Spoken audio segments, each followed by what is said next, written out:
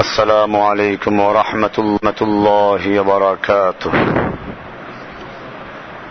إن الحمد لله نحمده ونستعينه ونستغفره ونؤمن به ونتوكل عليه ونعوذ بالله من شرور أنفسنا ومن سيئات أعمالنا. من يهده الله فلا مضل له ومن يضلله فلا هادي له. وأشهد أن لا إله إلا الله وحده لا شريك له وأشهد أن محمدا عبده ورسوله صلى الله تعالى عليه وعلى آله وصحبه أجمعين. أما بعد فإن أصدق الحديث كتاب الله وأحسن الهدي هدي محمد صلى الله عليه وسلم وخير الأمور عوازمها وشر الأمور محدثاتها وكل محدثة بدعة وكل بدعة ضلالة وكل ضلالة في النار. আল্লাহ সুবহানাহু ওয়া তাআলার মহান দরবারে লাখ শুকরিয়া জ্ঞাপন করছি, যিনি আমাদেরকে ঢাকার ঐতিহ্যবাহী বুয়েট বিশ্ববিদ্যালয়ের মসজিদে কোরআন এবং হাদিসের কথা আলোচনা করার জন্য এবং শোনার জন্য বসার তৌফিক এনায়েত করেছেন। এই জন্য আমরা সকলেই আল্লাহর দরবারে শুকরগুজার হচ্ছি। আমরা বলছি আলহামদুলিল্লাহ। আজকে আমরা এই মাহফিল করছি এমন একটি মুহূর্তে যখন পৃথিবীর মুসলিম জাতি এক কঠিন মুহূর্ত অতিক্রম করছে। আল্লাহর রাসূল সাল্লাল্লাহু আলাইহি ওয়াসাল্লাম ইরশাদ করেছেন, ইউশিকু আন তাদাআল উমাম কামা ইয়াতাদাআল আকিলাতু ইলা কাসআতিহা। এমন একটি মুহূর্ত আসবে যখন কাফের শক্তিগুলো, আল উমাম, আল্লাহর রাসূল সাল্লাল্লাহু আলাইহি ওয়াসাল্লাম এই শব্দটি ব্যবহার করেছেন। বর্তমানেও জাতিসংঘের আরবি হচ্ছে আল উমামুল মুত্তাহিদা। আল্লাহর রাসূল এই শব্দটাই ব্যবহার করেছেন যে জাতিগুলো, কাফের শক্তিগুলো ঐক্যবদ্ধভাবে তারা মাঠে নামবে, একজন অপরজনকে আহ্বান করবে। যেরকম ভাবে খাবার দস্তরখান বিছিয়ে মেহমানদেরকে ডাকা হয় খাবারের জন্য, ঠিক এরকম ভাবে কাফের শক্তিগুলো একজন অপরজনকে আহ্বান করবে মুসলিমদেরকে ধ্বংস করার জন্য। সাহাবায়ে কেরাম প্রশ্ন করলেন যে, ইয়া রাসূলুল্লাহ, তখন কি মুসলিমরা একেবারেই নগণ্য হবে? রাসূলুল্লাহ সাল্লাল্লাহু আলাইহি ওয়াসাল্লাম বললেন, না, মুসলিমদের সংখ্যা তখন অনেক বেশি হবে, কিন্তু ওয়ালাকিন্নাকুম গুসাউন কাগুসাইস সাইল, তোমাদের মুসলিমদের সংখ্যা অনেক বেশি হবে ঠিকই, কিন্তু তাদের অবস্থা হবে বন্যার পানির সঙ্গে যেমন খড়কুটা ভেসে যায়, এই ভাসমান খড়কুটার মতো অবস্থা হবে। সাহাবায়ে কেরাম জিজ্ঞেস করলেন, ইয়া রাসূলুল্লাহ, এর কারণটা কি? বললেন, তোমাদের অন্তরের মধ্যে ওহান ঢুকিয়ে দেওয়া হবে। সাহাবায়ে কেরাম বললেন, আমাল ওহান, ওহান কি জিনিস? আল্লাহর রাসূল সাল্লাল্লাহু আলাইহি ওয়াসাল্লাম বললেন, হুব্বুদ দুনিয়া ওয়া কারাহিয়াতুল মাউত। ওহান হচ্ছে দুনিয়ার প্রতি ভালোবাসা এবং মৃত্যুকে অপছন্দ করা, আল্লাহর রাস্তায় মৃত্যুকে অপছন্দ করা। এই কারণেই তোমাদের অন্তরের মধ্যে ওহান ঢুকে যাবে, তোমাদের এই পরিস্থিতি হবে। আজ থেকে 1450 বছর আগে প্রায় আল্লাহর রাসূল সাল্লাল্লাহু আলাইহি ওয়াসাল্লাম কথাটা বলেছেন। যদি আমরা দেখি ইরাকে হামলা করার পূর্বে, আফগানিস্তানে হামলা করার পূর্বে কাফের শক্তিগুলো কিভাবে একজন অপরজনকে আহ্বান করেছে, আল্লাহর রাসূল সাল্লাল্লাহু আলাইহি ওয়াসাল্লামের ভবিষ্যৎবাণী হাদিসের প্রত্যেকটা কথা অক্ষরে অক্ষরে মিলে যায়। আজকে আমরা এই মাহফিল করছি এমন একটি মুহূর্তে যখন পৃথিবীর মুসলিম জাতিকে কিভাবে ধ্বংস করা যাবে, পৃথিবীর মানচিত্র থেকে কিভাবে মুছে ফেলা যাবে মুসলিমদের অস্তিত্বকে, এই পরিকল্পনা নিয়ে মাঠে নেমেছে কাফের শক্তিগুলো। আল কুফরু মিল্লাতুন ওয়াহিদা। আল্লাহ রাসূল সাল্লাল্লাহু আলাইহি ওয়াসাল্লাম বলেছেন, সমস্ত কাফের এক জাতি। মুসলিমদের বিরোধিতায় সমস্ত কাফের এক। আমরা তাই দেখতে পাচ্ছি, আজকে ইহুদি বলেন, খ্রিস্টান বলেন, হিন্দু বলেন, বৌদ্ধ বলেন, সব এক হয়ে গেছে একটা জাতির বিরুদ্ধে। কাদের বিরুদ্ধে? মুসলিমদের বিরুদ্ধে। এমনি ভাবে আমরা এর ফলে দেখি, একদিকে মুসলিমদের প্রথম কিবলা বাইতুল মুকাদ্দাস ওরা দখল করেছে, মুসলিমদের জমিন দখল করে ওখান থেকে মুসলিমদেরকে তাড়িয়ে দিচ্ছে, মুসলিমদের বাড়ি ঘরগুলোকে বুলডোজার দিয়ে গুড়িয়ে দিচ্ছে। মুসলিম শিশুরা যখন ফিলিস্তিনের স্কুলে যায়, ওদের তল্লাশি করে, ওরা হয়তো ঢিল ছুড়ল, এর জবাবে ওরা ট্যাঙ্কের গোলা দিয়ে বুকটাকে ঝাঁঝরা করে দিচ্ছে। ইরাকের বুকে হামলা করার পূর্বে আমেরিকা অবরোধ দিয়ে প্রায় 10 লক্ষ মুসলিম শিশুদেরকে হত্যা করেছে। আফগানিস্তানে যুগ যুগ ধরে মুসলিমদেরকে পাখির মতো গুলি করে হত্যা করা হচ্ছে। আপনারা জানেন, যখন বামিয়ানের মূর্তি ভাঙ্গা হয়েছিল, সারা দুনিয়ার মিডিয়াগুলো তোলপাড় সৃষ্টি করল, মানবাধিকার লঙ্ঘন করা হয়েছে। আর সেই আফগানিস্তানে যখন একটা প্রাইমারি স্কুলে বোমা হামলা করে 300 শিশুদের হত্যা করলো, তাদের লাশগুলো লাইন দিয়ে সারিবদ্ধভাবে যখন রাখা হলো, পৃথিবীর মিডিয়াগুলো চুপ থাকলো। এটা মানবাধিকার লঙ্ঘন হয় নাই, কারণ এরা মুসলিমদের শিশু। এমনি ভাবে আপনারা জানেন, যখন পূর্ব তিমুরে মুসলিম দেশের একটা অংশ, ওরা আজ থেকে প্রায় 20 বছর আগে, আমাদের বাংলাদেশ সেনাবাহিনী রিপোর্ট করেছে কয়েকদিন আগে, সেখানে বলেছে 70 বছর আগে। আসলে 70 বছর লাগে নাই, ওরা এই প্ল্যান করেছিল মাত্র 20 বছর আগে। সেই প্ল্যান করে মাত্র 200 ছেলেদেরকে, যুবকদেরকে ওরা প্রশিক্ষণ দিয়ে মুসলিমদের উপরে হামলা করালো, মুসলিমদের বাড়ি ঘরগুলো আগুন দিয়ে জ্বালিয়ে দিল, মসজিদগুলোতে আগুন লাগালো। এরপরে যখন মুসলিম ছেলেরা তৈরি হলো, তখন জাতিসংঘের বাহিনী চলে আসলো। এরপরে সেই ইন্দোনেশিয়ার একটা রাজ্যকে, একটা এলাকাকে খ্রিস্টান রাজ্য ঘোষণা করলো। পূর্ব তিমুর মুসলিমদের বুকে আবার খ্রিস্টান রাজ্য ওরা করলো। একই ধরনের চক্রান্ত করেছে দক্ষিণ সুদানে, সেখানেও ওরা খ্রিস্টান রাজ্য বানিয়েছে। এমনি ভাবে বর্তমানে এই চক্রান্ত হচ্ছে পার্বত্য অঞ্চলকে নিয়ে।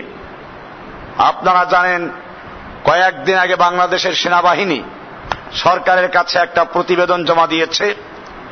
সেখানে তারা এই শব্দগুলোই ব্যবহার করেছে যে পার্বত্য অঞ্চল যেন পূর্ব তিমুর আর দক্ষিণ সুদান না হয়। তাহলে এখানেও এরা চক্রান্ত করছে, ষড়যন্ত্র করছে, আর একটা ইসরায়েল অথবা পূর্ব তিমুরের ন্যায় খ্রিস্টান রাজ্য বানাবার জন্য।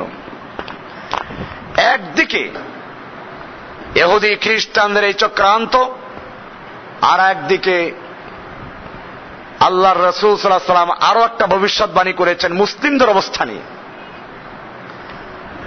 হাদিসে আল্লাহর রাসূল সাল্লাল্লাহু আলাইহি ওয়াসাল্লাম বলেছেন, হাদিসটা মিশকাতুল মাসাবিহ নামক কিতাবুল ইলমের ভিতরে পাবেন শেষ দিকে। আল্লাহর রাসূল সাল্লাল্লাহু আলাইহি ওয়াসাল্লাম বলেছেন, সায়াতি আলান নাস জামান, মানুষের সামনে, মুসলিমদের সামনে এমন একটি সময় আসবে, লা ইয়াবকা মিনাল ইসলামে ইল্লা ইসমুহু, যখন ইসলামের শুধুমাত্র নাম ছাড়া আর কিছুই থাকবে না। নাম ইসলাম, এরা জানবে না ইসলাম অর্থ কি। আপনারা আজকে শিক্ষিত লোক, আপনাদেরকেও যদি জিজ্ঞেস করা হয় ইসলাম অর্থ কি, হয়তো অনেকেই বলবেন ইসলাম মানে শান্তি, কারণ এটাই শেখানো হয় দেশে। অথচ আপনারা কোনদিন যাচাই করেন না ইসলাম মানে কি আসলে। ইসলাম কায়েম হলে শান্তি প্রতিষ্ঠিত হবে, এটা সত্য, কিন্তু তাই বলে ইসলাম মানে শান্তি নয়। এটা সুকৌশলে এই খ্রিস্টানেরা, ইহুদিরা ভারতবর্ষ দখল করে ওরা এই কাজটাই করেছে, মুসলিম জাতির মধ্যে এটা ঢুকিয়ে দিয়েছে ইসলাম মানে শান্তি। কাজে তোমরা শান্তিতে বসবাস করবে, নামাজ রোজা করবে, ঘুমাবে, আর আস্তে আস্তে হাঁটবে, খবরদার পিঁপড়া যেন টের না পায় জমিনে। তোমাদের বুজুর্গির মাপকাঠি হবে, তোমরা সবসময় ঘরে বসে থাকবে, খানকায় বসে থাকবে, জঙ্গলে গিয়ে ইবাদত করবে নির্জনে। ভালো কথা, এগুলো আমরা ভালোই মনে করি, কিন্তু ওদের উদ্দেশ্য কি? ওদের উদ্দেশ্য হচ্ছে ফাসলুস সিয়াসাতি আনিদ দ্বীন, রাষ্ট্রকে ধর্মের থেকে আলাদা রাখবে। তোমরা ওই মসজিদে গিয়ে কাজ করো, খবরদার রাষ্ট্র নিয়ে কোনো কথা বলবে না। ইসলামের অর্থনীতি, পররাষ্ট্রনীতি, স্বরাষ্ট্রনীতি, ইসলামের কি আছে এইগুলো নিয়ে তোমরা খবরদার কথা বলবে না, নতুবা ইসলাম মানে ওরাও ভালো করে জানে। ডক্টর হান্স ভে উনি ওনার ডিকশনারি লিখেছেন ইসলাম মানে কি, ইংলিশে লিখেছেন, পরিষ্কার করে দিয়েছেন ইসলাম মানে শান্তি না, ইসলাম মানে হচ্ছে কারো কাছে আত্মসমর্পণ করা। আর মুসলিমদের পরিভাষা ইসলাম বলে এক আল্লাহর বিধানের সামনে, এক আল্লাহর হুকুমের সামনে, এক আল্লাহর বাণী কোরআনের সামনে জীবনের সকল ক্ষেত্রে, ব্যক্তি জীবনে, পারিবারিক জীবনে, সামাজিক জীবনে, রাষ্ট্রীয় জীবনে, সব ক্ষেত্রে এক আল্লাহর বিধানের কাছে আত্মসমর্পণ করার নাম কি? এটা কুফাররা ভালো করে জানে, ওরা জানে এটার অর্থ, এই অর্থ দিয়ে মুসলিমরা জানে। তাহলে এই মুসলিম জাতিকে আর কোনোভাবে দমন করা যাবে না, সেজন্য ওদেরকে শিখাও ইসলাম মানে শান্তি। হ্যাঁ, সালাম অর্থ শান্তি। আমরা একজন আরেকজনকে সালাম দেই, সালাম, আসসালামু আলাইকুম, তোমার উপরে আল্লাহর পক্ষ থেকে শান্তি বর্ষিত হোক, এই সালাম অর্থ শান্তি। ইসলাম মানে হচ্ছে এক কথায় এক আল্লাহর বিধানের কাছে আত্মসমর্পণ করে পৃথিবীতে শান্তি প্রতিষ্ঠিত করা, মানব রচিত বিধান, মানব রচিত আইন কানুন বাতিল করে মানুষের সার্বভৌমত্ব, মানুষের সংবিধান, মানব রচিত আইন সব বাতিল করে এক আল্লাহর সার্বভৌমত্ব, এক আল্লাহর সংবিধান কায়েমের মাধ্যমে শান্তি প্রতিষ্ঠিত করার নাম হচ্ছে ইসলাম। আর এরকম যারা কাজ করে, এরকম যারা আল্লাহর হুকুম মেনে চলে, তাদেরকে বলে মুসলিম। কিন্তু আজকে মুসলিম জাতি তা ভুলে গেছে। আজকে মুসলিম কাকে বলে?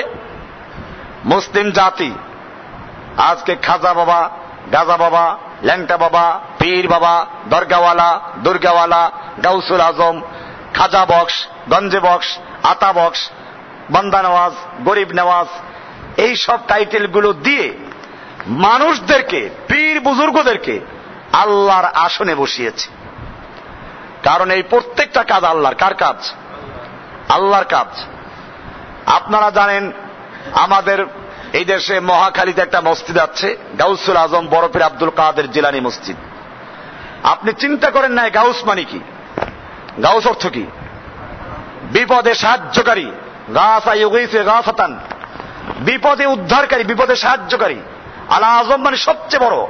তাহলে অর্থ দাঁড়ায় এই, সবচেয়ে বড় বিপদে সাহায্যকারী। সে কে? না কোনো মানুষ। তাহলে মানুষকে যদি কেউ গাউসুল আজম বিশ্বাস করে, সে ব্যক্তির সঙ্গে সঙ্গে মুশরিক হয়ে যায়। বান্দা নওয়াজ, গরিব নওয়াজ, খাজা গরিবে নওয়াজ বলে না? গরিব নওয়াজ অর্থ কি? ফার্সি শব্দগুলো আপনার অর্থ জানেন না। গরিবে নওয়াজ মানে যে গরিবকে, অসহায়কে যিনি দান করেন, দান করার মালিক কে? না কোনো মানুষ। এইভাবে আজকে বহু ইলা এবং বহু রবের ইবাদত চলছে। এজন্য মুসলিম জাতি আজ চতুর্দিকে বদদলিত, লাঞ্ছিত, বঞ্চিত, অবহেলিত। মুসলিম জাতিকে আজকে কেউ ভয় করে না। অথচ সাহাবায়ে কেরামদের যুগে আপনারা জানেন মুসলিমদের ভয়ে গোটা দুনিয়ার সুপার পাওয়ার গুলো থর থর করে কাঁপত। কেন? আল্লাহ তাআলা কোরআনে বলেছেন, ওয়ালা তাহিনু ওয়ালা তাহজানু ওয়া আনতুমুল আ'লাউনা ইন কুনতুম মুমিনিন।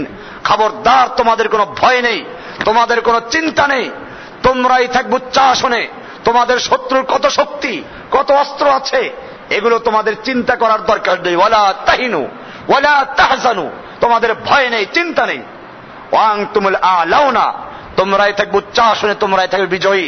ইন কুনতুম মুমিনিন, শর্ত হচ্ছে তোমরা যদি মুমিন হতে পারো। সেই মুমিন কারা? আজকে আমরা নিজেদেরকে দাবি করে মুমিন।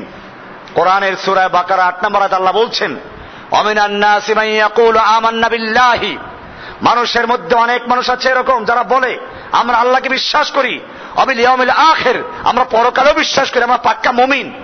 আল্লাহ বলছেন ওয়ামা হুম বিমুমিনিন, না ওরা মুমিন নয়, ওরা মুনাফিক। ওরা কি? মুনাফিক। আমরা মনে করি যে আল্লাহর রাসূল সাল্লাল্লাহু আলাইহি ওয়াসাল্লামের যুগে কাফেররা আল্লাহ বিশ্বাস করতো না, সেই জন্য ওরা কাফের ছিল। আমরা আল্লাহ বিশ্বাস করি, আমরা এই জন্য মুসলিম হয়ে গেছি। এই বিশ্বাস করে না? আমার দেশে মানুষ এটাই মনে করে যে আগের যুগের লোকেরা আল্লাহ বিশ্বাস করতো না, মক্কার কুফফার আল্লাহ বিশ্বাস করতো না, এই জন্য ওরা কাফের। বিষয়টা কি এরকম? আমরা কোরআনুল কারীমকে জিজ্ঞেস করব আসলে মক্কার কুফফাররা বিশ্বাস করতো কিনা। আল্লাহর কোরআনে পরিষ্কার বলা আছে, সূরা যুখরুফের 87 নম্বর আয়াত পড়ুন। আল্লাহ বলছেন ওয়ালা ইন সাআলতাহুম মান খালাকাহুম, হে নবী আপনি যদি ওদেরকে জিজ্ঞাসা করেন, কাদেরকে? মক্কার কুফফারদেরকে জিজ্ঞেস করেন, মান খালাকাহুম, কে ওদেরকে সৃষ্টি করেছে, লা ইয়াকুলুন্নাল্লাহ, তারা অবশ্যই বলবে সৃষ্টি করেছেন কে? তাহলে মক্কার কুফফাররাও বিশ্বাস করত সৃষ্টিকর্তা কে। এবারে আসুন আরো সামনে, আল্লাহ তাআলা সূরা যুখরুফের 9 নম্বর আয়াতে বলছেন ওয়ালা ইন সাআলতাহুম মান খালাকাস সামাওয়াতি ওয়াল আরদ, হে নবী আপনি যদি মক্কার কুফফারদেরকে জিজ্ঞাসা করেন কে সৃষ্টি করেছে আসমান এবং জমিন, লা ইয়াকুলুন্নাল্লাহ, তারা বলবে সবগুলো সৃষ্টি করেছেন কে? লা ইয়াকুলুন্না খালাকাহুন্নাল আজিজুল আলিম, এক মহাপরাক্রমশালী মহাবিজ্ঞানী আল্লাহ সুবহানাহু ওয়া তাআলা এগুলো সৃষ্টি করেছেন। তাহলে মক্কার কাফেররাও বিশ্বাস করত আসমান জমিনের সৃষ্টিকর্তা আছেন একজন, তিনি কে? তিনি মহাবিজ্ঞানীও, তিনি মহাপরাক্রমশালীও। এইগুলো আল্লাহর নবীর যুগের কাফেররাও বিশ্বাস করত। এমনি ভাবে আজকে আমাদের সমাজে এই কালেমার দাওয়াত ব্যাপকভাবে হচ্ছে। আমি এগুলো আসতেছি আস্তে আস্তে। কেউ তর্জমা করে লা ইলাহা ইল্লাল্লাহ মানে কিছুর থেকে কিছু হয় না, আল্লাহর থেকে হয়। আছে এরকম? দোকানে খাওয়ায় না, ব্যবসা বাণিজ্যে খাওয়ায় না, আসমানে খাওয়ায় না, জমিনে খাওয়ায় না, চাকরিতে খাওয়ায় না, এই তর্জমা করা হয়। লা ইলাহার তর্জমা কি এটা? আমরা এইটাই যদি হয়, কোরআনকে আমরা জিজ্ঞেস করবো, কোরআন পরিষ্কার বলছে না, মক্কার কুফফাররা এগুলো বিশ্বাস করতো, তাহলে মক্কার কাফেরদের সঙ্গে কোনো দ্বিমত হতো না।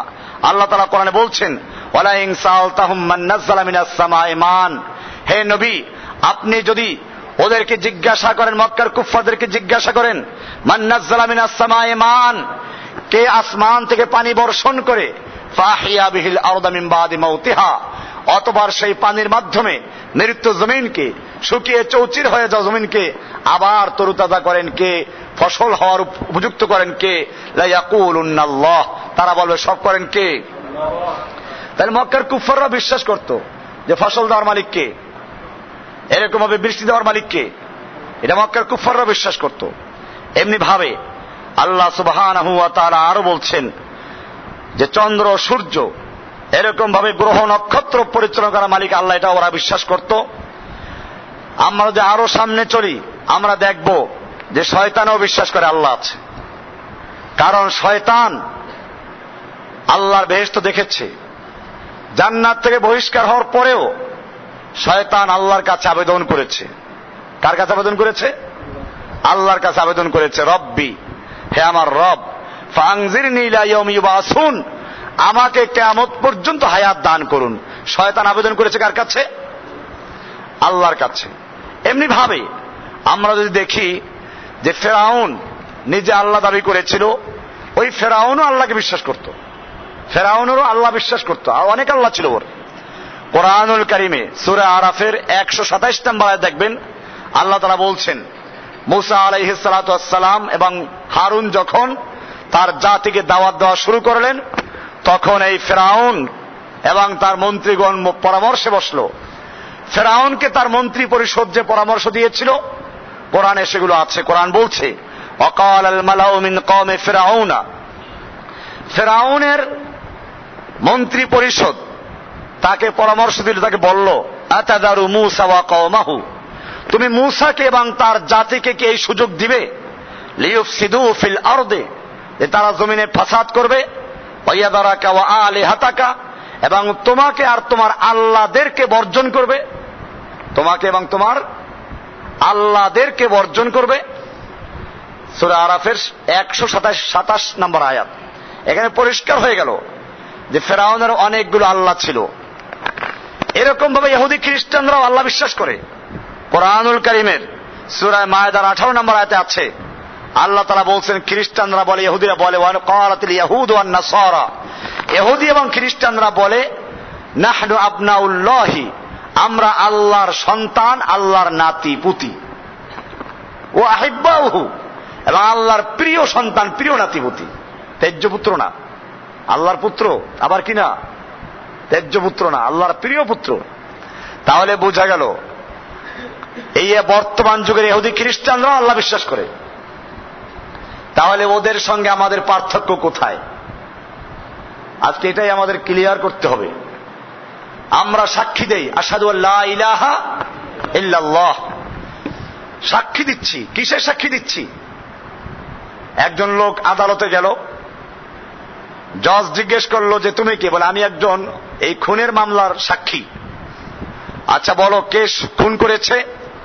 বলে তা তো জানি না। আচ্ছা কাকে খুন করেছে? বলে তাও তো জানি না। কোর্ট কি বলবে? আদালত বলবে তার ফাজলামি করার জন্য আদালতে এসেছো, পুলিশটা করে জেলে ঢুকাও। দুনিয়ার একটা সামান্য সাক্ষী না বুঝে দেওয়া যায় না। আর আমরা সাক্ষী দেই আশহাদু আল্লা ইলাহা, কিন্তু কি বলছি এটা জানি না। এই সাক্ষীও দিচ্ছি, এর পরিপন্থী কাজগুলো করছি। এজন্য আমার মনে পড়ে মিশরের সেই বিশিষ্ট আলেম, যার বাংলা তাফসির বের হয়েছে, ফি জিলালিল কোরআন অনুবাদ হয়েছে, মাআলিম ফিত তরিক, ওনার লেখা বই। এই কিতাব লেখার কারণেই মূলত ওনাকে ফাঁসিতে ঝুলতে হয়েছিল। ওনাকে যখন ফাঁসি দেওয়া হবে এর আগের রাতে জেলখানার ইমাম গেল ওনার কাছে। উনি জিজ্ঞেস করেন তুমি কে? বলল আমি জেলখানার ইমাম সাহেব। বলে কেন আসতেন? আপনার তো ফাঁসি হচ্ছে, আর যে সমস্ত মুসলিমদের ফাঁসি হয় তাদের তওবা পড়াই, কালেমা পড়াই আমি, এটা আমার দায়িত্ব। আচ্ছা তুমি কালেমা পড়াও, বলো তো কি কালেমা পড়াচ্ছ? কয়ে যে লা ইলাহা ইল্লাল্লাহ পড়াই। আশ্চর্য, আমি তো এই লা ইলাহা ইল্লাল্লাহ বলার কারণে, এই লা ইলাহা ইল্লাল্লাহর সাক্ষী দেওয়ার কারণে, এই লা ইলাহা ইল্লাল্লাহ সাক্ষী দেওয়ার জন্য মুসলিমদেরকে উদ্বুদ্ধ করার কারণে আজকে আমি ফাঁসিতে ঝুলতে যাচ্ছি। যে সরকার আমাকে লা ইলাহা ইল্লাল্লাহ বলার কারণে ফাঁসি দিচ্ছে, ওই সরকার তোমাকে লা ইলাহা ইল্লাল্লাহ পড়াবার জন্য পয়সা দিচ্ছে। বোঝা গেল তোমার লা ইলাহা ইল্লাল্লাহ আর আমার লা ইলাহা ইল্লাল্লাহ এক নয়। যাও তুমি তোমারটা নিয়ে থাকো, তোমার কাছে লা ইলাহা পড়ার দরকার নেই আমার। ভাইরা আমার, বিষয়টা অত্যন্ত গুরুত্বপূর্ণ। আমরাও লা ইলাহা ইল্লাল্লাহ বলি, আর আল্লাহর নবীও লা ইলাহা ইল্লাল্লাহ বলেছিলেন। আল্লাহর নবী যেদিন লা ইলাহা ইল্লাল্লাহ বলেছিলেন তখন অবস্থা কি ছিল এটা আমি আলোচনা করে তারপরে মূল আলোচনায় প্রবেশ করব ইনশাআল্লাহ। আল্লাহর নবী সাল্লাল্লাহু আলাইহি ওয়াসাল্লাম যখন নবুয়ত প্রাপ্ত হলেন, গোপনে গোপনে 3 বছর পর্যন্ত ইসলামের দাওয়াত পেশ করলেন। এরপরে আল্লাহর পক্ষ থেকে দাওয়াত আসলো, হুকুম আসলো, ফাসদা বিমা তুমার, হে নবী আপনি যা আদিষ্ট হয়েছেন তা স্পষ্টভাবে প্রকাশ্যে বলুন, আর গোপনে নয়। ওয়ানজির আশিরাতাকাল আকরাবিন, আপনি আপনার নিকট আত্মীয়দেরকে সাবধান করুন, সতর্ক করুন। আরবের নিয়ম ছিল জরুরি কোনো কথা বলতে হলে পাহাড়ে গিয়ে উঠতো সকালবেলা, উলঙ্গ হয়ে কাপড়টাকে মাথায় নিত, তারপর ঘুরাইতো আর বলতো ইয়া সাবাহা। তো লোকেরা মনে করতো নিশ্চয়ই কোনো বড় ধরনের শত্রুদের আক্রমণ হবে, সব জড় হয়ে যেত। আল্লাহর নবী সাল্লাল্লাহু আলাইহি ওয়াসাল্লাম আরবের সে নিয়ম অনুযায়ী সকালবেলা গিয়ে সাফা পাহাড়ে উঠলেন। তবে এখানে খেয়াল রাখবেন ল্যাংটা হন নাই। আমার দেশে তো ল্যাংটা হলে বড় বুজুর্গ মনে করা হয়। ওই বেটা ল্যাংটা হয়ে দেখাচ্ছে যে আমার মধ্যে কিচ্ছু নাই, এরপরেও লোকেরা বলে এর মধ্যে অনেক মাল আছে। এটা এই জাতির জন্য কত দুঃখের বিষয়, কত বোকা এই জাতি। আল্লাহর নবী সাল্লাল্লাহু আলাইহি ওয়াসাল্লাম জীবনে নবুয়ত প্রাপ্তির আগে একবার উলঙ্গ হয়েছিলেন বলে জানা যায়, এবং উলঙ্গ হওয়ার পরে সঙ্গে সঙ্গে বেহুশ হয়ে পড়েছিলেন। এরপরে আর কখনো উলঙ্গ হন নাই। যেই নবী কখনো উলঙ্গ হলেন না, যেই নবী পরিষ্কার পরিচ্ছন্নতার এত গুরুত্ব দিতেন, হাদিসে বলা হয়েছে লাউলা আনা শুক্কা লা উম্মতি লা আমারতুহুম বিসওয়াক ইনদা কুল্লি সালাতিন, আমার উম্মতের জন্য যদি কঠিন মনে না করতাম আমি তাহলে প্রত্যেক সালাতের সময় মেসওয়াক করাকে ফরজ করে দিতাম। যে সালাত মেসওয়াক করে আদায় করা হয় তার ফজিলত মেসওয়াক বিহীন সালাতের উপরে 27 গুণ বেশি রাখে। মেসওয়াকের গুরুত্ব দিলেন। মাথা আঁচড়াবার জন্য বলেছেন, হাদিসে বলা আছে মাথা আঁচড়াও, একদিন পর একদিন হলে মাথা আঁচড়াও। আর সেই নবীর উম্মত এখন গাঁজা খায়, ময়লা পড়ে, জটলা পড়ে গেছে, দুর্গন্ধ, শয়তান ওর ধারে কাছে যায় না, কুত্তা ওর থেকে পালায়। এরপরেও আল্লাহর ওলি, এরপরে কি আল্লাহর ওলি। আমার ভাইয়েরা মনে রাখতে হবে এই জাতি কত অধঃপতনে চলে গেছে। এই জাতির মধ্যে একদল আছে মারেফাতপন্থী বাউল। এদের আত্মশুদ্ধি করার জন্য, শুদ্ধি অর্জন করার জন্য পঞ্চরস খেতে হয়। আপনারা বুঝতে পেরেছেন পঞ্চরস কি? মেয়ে লোকের হায়েজ, নেফাস, এরপরে পেশাব পায়খানা, আর হলো পুরুষের বীর্য। এটা আবার পীরের বীর্য হলে আরো সুবিধা, কারণ বীজ মে আল্লাহ, ওরা বিসমিল্লাহর তর্জমা করে বীজ মে আল্লাহ। বীজ মানে হলো পীরের বীর্য, এর মধ্যে আল্লাহ আছে। এই শয়তান এগুলো দেখে হাসে। যাই হোক, বলছিলাম আল্লাহর রাসূল সাল্লাল্লাহু আলাইহি ওয়াসাল্লাম সাফা পাহাড়ে গেলেন, সকালবেলা ডাক দিলেন, ইয়া সাবাহা ইয়া বনি হাশিম ইয়া বনি ফিহর ইয়া বনি মুত্তালিব। এক এক গোত্রের নাম ধরে ধরে ডাকলেন। সকালবেলার আওয়াজ এমনি ভয়াবহ আওয়াজ, মক্কার লোকদের কান সতর্ক হয়ে গেল। সবাই চলে আসলো। যেই নেতারা অসুস্থ ছিল, আসতে পারে নাই, তারা তাদের লোকদেরকে পাঠাইলো, যাও তোমরা শুনে আসো। সব জড়ো হয়ে গেল। আল্লাহর নবী সাল্লাল্লাহু আলাইহি ওয়াসাল্লাম জিজ্ঞেস করলেন, হে আমার মক্কার নেতারা, আমি যদি তোমাদেরকে বলি এই পাহাড়ের অপর প্রান্তে তোমাদের শত্রু বাহিনী ওঁত পেতে বসে আছে, তোমরা কি আমার কথা বিশ্বাস করবে? সব নেতারা বলল, অবশ্যই বিশ্বাস করব, কারণ মা জাররাবনাকা ইল্লা সাদিকান, আমরা আপনার থেকে কখনো মিথ্যা কথা শুনি নাই, আপনি সবসময় সত্য কথা বলেন, আপনি আল আমিন, বিশ্বস্ত ব্যক্তি, আপনি কখনো আমানতের খেয়ানত করেন না, আপনার এত সুনাম, আমরা আপনার কথা বিশ্বাস করি। এবার আল্লাহর রাসূল সাল্লাল্লাহু আলাইহি ওয়াসাল্লাম বলছেন, ওহে মক্কার নেতারা, লাউ কুলতুম কালিমাতান ওয়াহিদাতান, যদি একটা কথা বিশ্বাস করো, একটা কথা মানতে পারো, একটা কথা স্বীকৃতি দাও, তামলিকুনা বিহাল আরব, ওই একটা কথা মানার কারণে তোমরা গোটা আরব দেশের মালিক বনে যাবে। ও তাদিনুল লাকুম আজম, অনারব বিশ্ব তোমাদের দিন গ্রহণ করবে, তোমাদের ধর্ম গ্রহণ করবে। আও তুআদ্দিল জিজিয়া, অথবা তারা তোমাদের জিজিয়া আদায় করে কর দিয়ে থাকবে। গোটা দুনিয়ার মানুষ তোমাদের কর দিতে বাধ্য হবে। মক্কার নেতারা খুশি, এখনো খুশি, কারণ নেতৃত্ব পাওয়া যাবে। নেতারা নেতৃত্বের জন্য সবকিছুই করতে পারে। যারা দুনিয়ার নেতৃত্ব চায়, ওরা একটা ভোটের জন্য মানুষের গোলামি করতে রাজি আছে। যাই হোক, আল্লাহর রাসূল সাল্লাল্লাহু আলাইহি ওয়াসাল্লাম এখন পর্যন্ত ওদের কাছে বিশ্বস্ত ব্যক্তি, ভালো মানুষ। এখনই পার্থক্য হয়ে যাবে, এটাই আমি বলেছি এজন্য যে আল্লাহর নবী এমন কি বক্তব্য দিয়েছিলেন, যেই বক্তব্যের কারণে এখন পর্যন্ত যেই লোকগুলো নবীর পক্ষে, যেই লোকগুলো নবীকে বিশ্বস্ত বলে বিশ্বাস করে, যেই লোকগুলো বলছে আপনি যা বলবেন বিশ্বাস করব, আর এক মুহূর্তের মধ্যে সেই লোকগুলো বিরুদ্ধে চলে যাচ্ছে, সেই কথাটা কি ছিল? আল্লাহর রাসূল সাল্লাল্লাহু আলাইহি ওয়াসাল্লাম বললেন, ইয়া আইয়ুহান নাস কুলু লা ইলাহা ইল্লাল্লাহ তুফলিহুন তা'বুদুনাল্লাহ ওয়াহদাহু ওয়া তাখলাউনা মা তা'বুদুনা মিন দুনিল্লাহ। ওহে দুনিয়ার সমস্ত মানুষেরা, কিয়ামত পর্যন্ত সমস্ত মানুষদেরকে আহ্বান করলেন, আপনাদেরকে আহ্বান করেছেন। সেই একটি কথা হচ্ছে কুলু লা ইলাহা ইল্লাল্লাহ, তোমরা বলো আল্লাহ ছাড়া আর কোন ইলাহা নাই। এটা আমরাও পড়ি, কিন্তু মক্কার কুফফাররা ভালো করে বুঝেছে। আমাদের সমাজে লা ইলাহা ইল্লাল্লাহ বললে কেউ বুঝে না, কেউ প্রতিবাদ করে না। আবু জাহালরা বুঝেছে, আবু লাহাবরা বুঝেছে, সঙ্গে সঙ্গে দাঁড়িয়ে প্রতিবাদ করলো, তাব্বান লাকা সায়রাল ইয়াউম, তোমার গোটা জীবন ধ্বংস হোক, আলিহাদা জামাতানা, তুমি আমাদের এজন্য জড়ো করেছো। এরপরে আবু লাহাব আল্লাহর নবীকে মারতে উদ্যত হল 2 হাত উঁচু করে। এজন্যই আল্লাহ নবীর পক্ষে একটা লোক প্রতিবাদ করতে পারলো না। নবী মরক্ষুণ্ণ হয়ে ঘরে চলে গেলেন। আল্লাহর পক্ষ থেকে সান্ত্বনা নাজিল হলো, তাব্বাত ইয়াদা আবি লাহাবি ওয়া তাব্বা। আবু লাহাবের 2 হাত ধ্বংস হোক, সে নিজে ধ্বংস হোক। আবু লাহাব বলল, আজালাল আলিহাতা ইলাহা ওয়াহিদা ইন্না হাযা লাশাইউন উজাব। মুহাম্মদ কি সমস্ত আলিহাদেরকে, আমাদের এত আল্লাহ, এত পীর বুজুর্গ, এত দেবদেবী, এই সবগুলোকে এক আল্লাহর মধ্যে কেন্দ্রীভূত করে ফেললো? ইন্না হাযা লাশাইউন উজাব, এটা বড় আশ্চর্য কথা।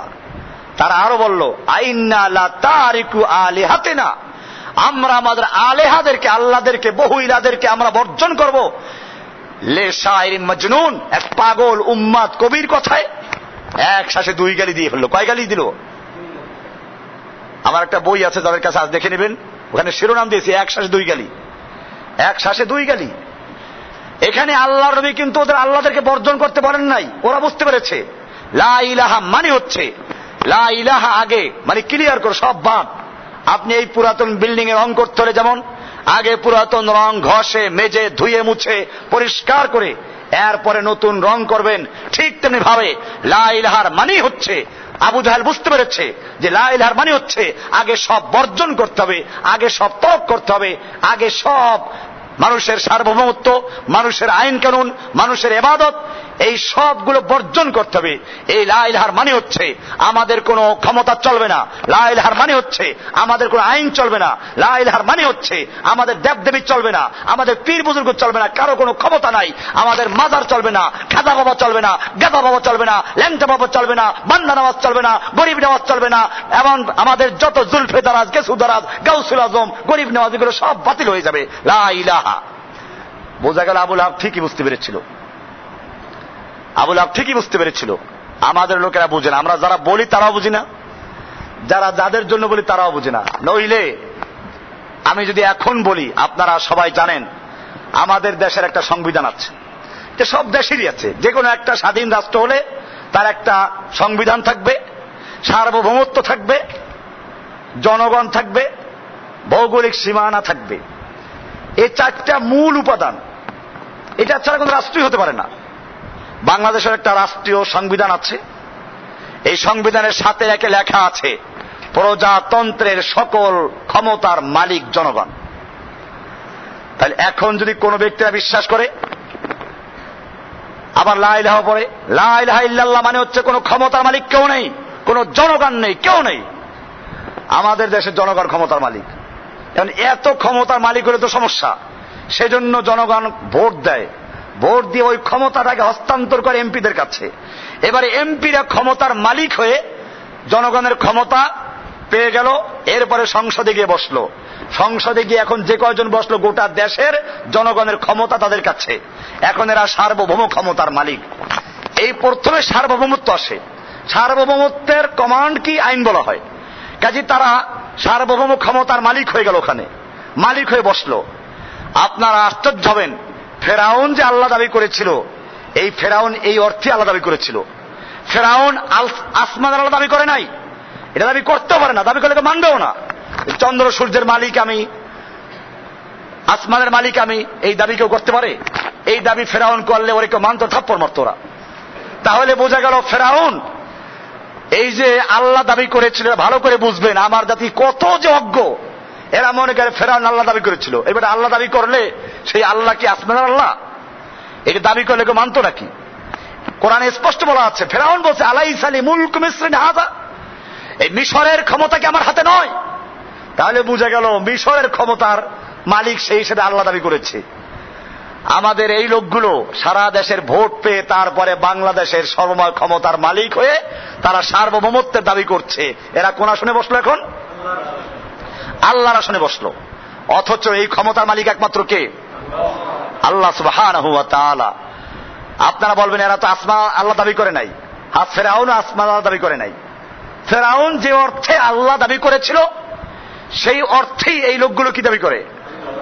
আল্লাহ দাবি না করলেও শব্দটা আল্লাহ শোনায়, কারণ আরবি তো জানে না এরা, বাংলায় বলে সার্বভৌমত্বের মালিক। তো সার্বভৌমত্বের মালিক কি বলে আল্লাহ আরবিতে? সার্বভৌম ক্ষমতার মালিক। এই সার্বভৌম ক্ষমতার মালিক হওয়ার জন্য কি কোয়ালিটি দরকার? ওটা কোরআনে আছে। আয়াতুল কুরসির এত ফজিলত কেন? আপনার আয়াতুল কুরসির ফজিলত সবার কাছেই শুনবেন, যে সকালে একবার বলে সারাদিনে ভূত পালায়, শয়তানে তার ধরবে না। আবার সন্ধ্যায় একবার পড়লে সারাদিনে ভূত তার ধারে কাছে আসবে না সারা রাত্রে। কেন এত এত পাওয়ার কেন? এর মধ্যে আছে আল্লাহু লা ইলাহা ইল্লা হুয়া, আল্লাহ যিনি ছাড়া কোনো ইলাহা নাই, কোনো মাবুদ নাই, কারণ আনুগত্য করা যাবে না। আল হাইয়্যু, তিনি চিরঞ্জীব। তোদের যত আল্লাহ আছে সব মরবে। ওরা দেখা যায় বক্তব্য করতে গিয়ে হা করে চাই থাকে, করে নাই? ওই যে ফখরুদ্দিন, এই বেটা বক্তৃতা করতে গিয়ে বেশি পড়ে রয়েছে। তাহলে বোঝা গেল আল হাইয়্যু আল কাইয়্যুম, যিনি চির প্রতিষ্ঠিত, ওগুলো মরবে না, এরা মরে যায়। লা তাখুযুহু সিনাতুন ওয়ালা নাওম, যাকে ঘুম স্পর্শ করে না, ঘুমের আগে তন্দ্রাও স্পর্শ করে না। তোদের ওগুলো রাত্রে গিয়ে দেখো, 12টার পরে, 1টা পরে, 3টা পরে গিয়ে দেখো কেমন ঘুমায়, নাক দিয়েও টানে আর পিছ দিয়েও টানে। ভাইরা আমার, এই যে লোকগুলো আছে এরা সার্বভৌম ক্ষমতার মালিক, সার্বভৌমত্বের মালিক। আল হাইয়্যু লা তাখুযুহু সিনাতুন ওয়ালা নাওম লাহু মা ফিস সামাওয়াতি ওয়া মা ফিল আরদ, আসমান এবং জমিনের একচ্ছত্র মালিকানা তার। সার্বভৌমত্বের জন্য মালিকানার প্রয়োজন, মালিকানাই নাই, কিসের মালিক সে? এরপরে বলছেন মান যাল্লাযী ইয়াশফাউ ইনদাহু ইল্লা বিইজনিহি, কে আছে এমন যে তার কাছে সুপারিশ করবে তার অনুমতি ছাড়া? সুপারিশ করতে হলেও পূর্ব অনুমতি লাগবে। দুনিয়া আছে কি ওরকম? এরপরে বলছেন ইয়ালামু মা বাইনা আইদিহিম ওয়া মা খালফাহুম, আগের পিছের সব জানে, আর তোমার এই লোকগুলো কিচ্ছু জানে না। এজন্য আয়াতুল কুরসির এত মর্যাদা। এজন্য বলছি ইসলামের সার্বভৌম ক্ষমতা মালিক কে? কোরআনুল কারীমের সূরা আলে ইমরানের 26 নম্বরে বলা আছে কুলিল্লাহুম্মা মালিকাল মুলক, হে আল্লাহ, হে নবী আপনি আল্লাহ, কুল, হে নবী আপনি জানিয়ে দিন, আল্লাহুম্মা মালিকাল মুলক, আল্লাহই হচ্ছেন সমস্ত ক্ষমতার মালিক। সমস্ত ক্ষমতার মালিক কে? মালিকুল মুলক, সার্বভৌম ক্ষমতার মালিক আল্লাহ। তুতিল মুলকা মান তাশা, তুমি যাকে ইচ্ছা তাকে ক্ষমতা দান করো, মুলক ক্ষমতা। ওয়া তানজিউল মুলকা মিম্মান তাশা, আর তুমি যার থেকে ইচ্ছা ক্ষমতা ছিনিয়ে নাও। অত ইজ্জু মান তাশা, তুমি যাকে ইচ্ছা করে ইজ্জত দান করো। অত জিল্লু মান তাশা, তুমি যাকে ইচ্ছা করো অপমান করো। বিয়াদিকাল খায়রু, সমস্ত খায়রের চাবিকাঠি তোমার হাতে। কোরআনে একটা সূরার নামও আছে, সূরা মুলক আছে না? তাবারাকাল্লাযী বিয়াদিহিল মুলক, এই সূরার অনেক মর্যাদা আছে। তাহলে বোঝা গেল ইসলামের সার্বভৌম ক্ষমতা মালিক কে? আর আমাদের সংবিধানের সার্বভৌম ক্ষমতা মালিক কে? জনগণ। এরপরে আসুন, আল্লাহ যেহেতু সার্বভৌম ক্ষমতার মালিক, আর যিনি ক্ষমতার মালিক তার আইন দেওয়ার এখতিয়ার আছে। আপনি একটা কারখানার মালিক, 10,000 শ্রমিক আপনার অধীনে কাজ করে, আপনি মালিক, আপনার ক্ষমতা আছে, এখন আপনি যেটা বলবেন ওইটা আইন। আর আমি যদি ওই কারখানায় গিয়ে সারাদিন চিল্লাই, আমার কথা কেউ মানবে? কারণ আমার ওখানে ক্ষমতা নাই। এই জন্য ক্ষমতা লাগবে। ক্ষমতার মাধ্যমে যে হুকুম দেওয়া হয় সেটার নাম কি? এই জন্য আল্লাহ সুবহানাহু ওয়া তাআলা বলছেন, যেহেতু সার্বভৌম ক্ষমতা মালিক আল্লাহ, আইন দেওয়ার অধিকার কার? আলা লাহুল খালকু ওয়াল আমরু, সৃষ্টি যার, আইন চলবে তার। ইনিল হুকমু ইল্লা লিল্লাহ, আল্লাহ ছাড়া আর কোনো বিধান দেওয়ার এখতিয়ার নাই, ক্ষমতাই নেই কারো। আমাদের সংসদে কি আছে? সংবিধানের ধারা 7-2 লেখা আছে, জনগণের অভিপ্রায়ে, হুবহু ভাষাটা আপনারা দেখে নেবেন, এই সংবিধান দেশের সর্বোচ্চ আইন বলে বিবেচিত হবে। অন্য অন্য আইনের যতখানি এই আইনের সাথে অসামঞ্জস্যশীল, ওই আইনের ততখানি বাতিল বলে গণ্য হবে। এখন আসুন, এটার দ্বারা যদি এরা অন্যান্য বিদেশের সংবিধানকে বুঝাতো আমাদের কোনো আপত্তি ছিল না, কিন্তু এটার আওতায় দেখা যায় কোরআনকেও নিয়ে এসেছে। কোরআনের যে সমস্ত আইনগুলো, কোরআনের যে সমস্ত বিধানগুলো ওই সংবিধানের ধারার সঙ্গে অমিল আছে, সেগুলো বাতিল হয়ে গেছে। এই জন্য আমরা দেখি কোরআনের বিধান, চোরের হাত কাটা বিধান চলে না। কোরআন বলছে মদ হারাম, এরা বলল লাইসেন্স থাকলে হালাল, বৈধ। হালাল মানে কি? বৈধ। তো লাইসেন্স থাকলে বৈধ। কোরআন বলছে মূর্তি তৈরি করা যাবে না, এটা হারাম, এরা বলছে মূর্তি তৈরি করা যাবে। রাস্তার মোড়ে মোড়ে মূর্তি, আপনাদের আশপাশে মূর্তি আছে বহুত। এরকম ভাবে এই মূর্তি দিয়ে স্কুল, কলেজ, ইউনিভার্সিটি পর্যন্ত ভরে ফেলেছে।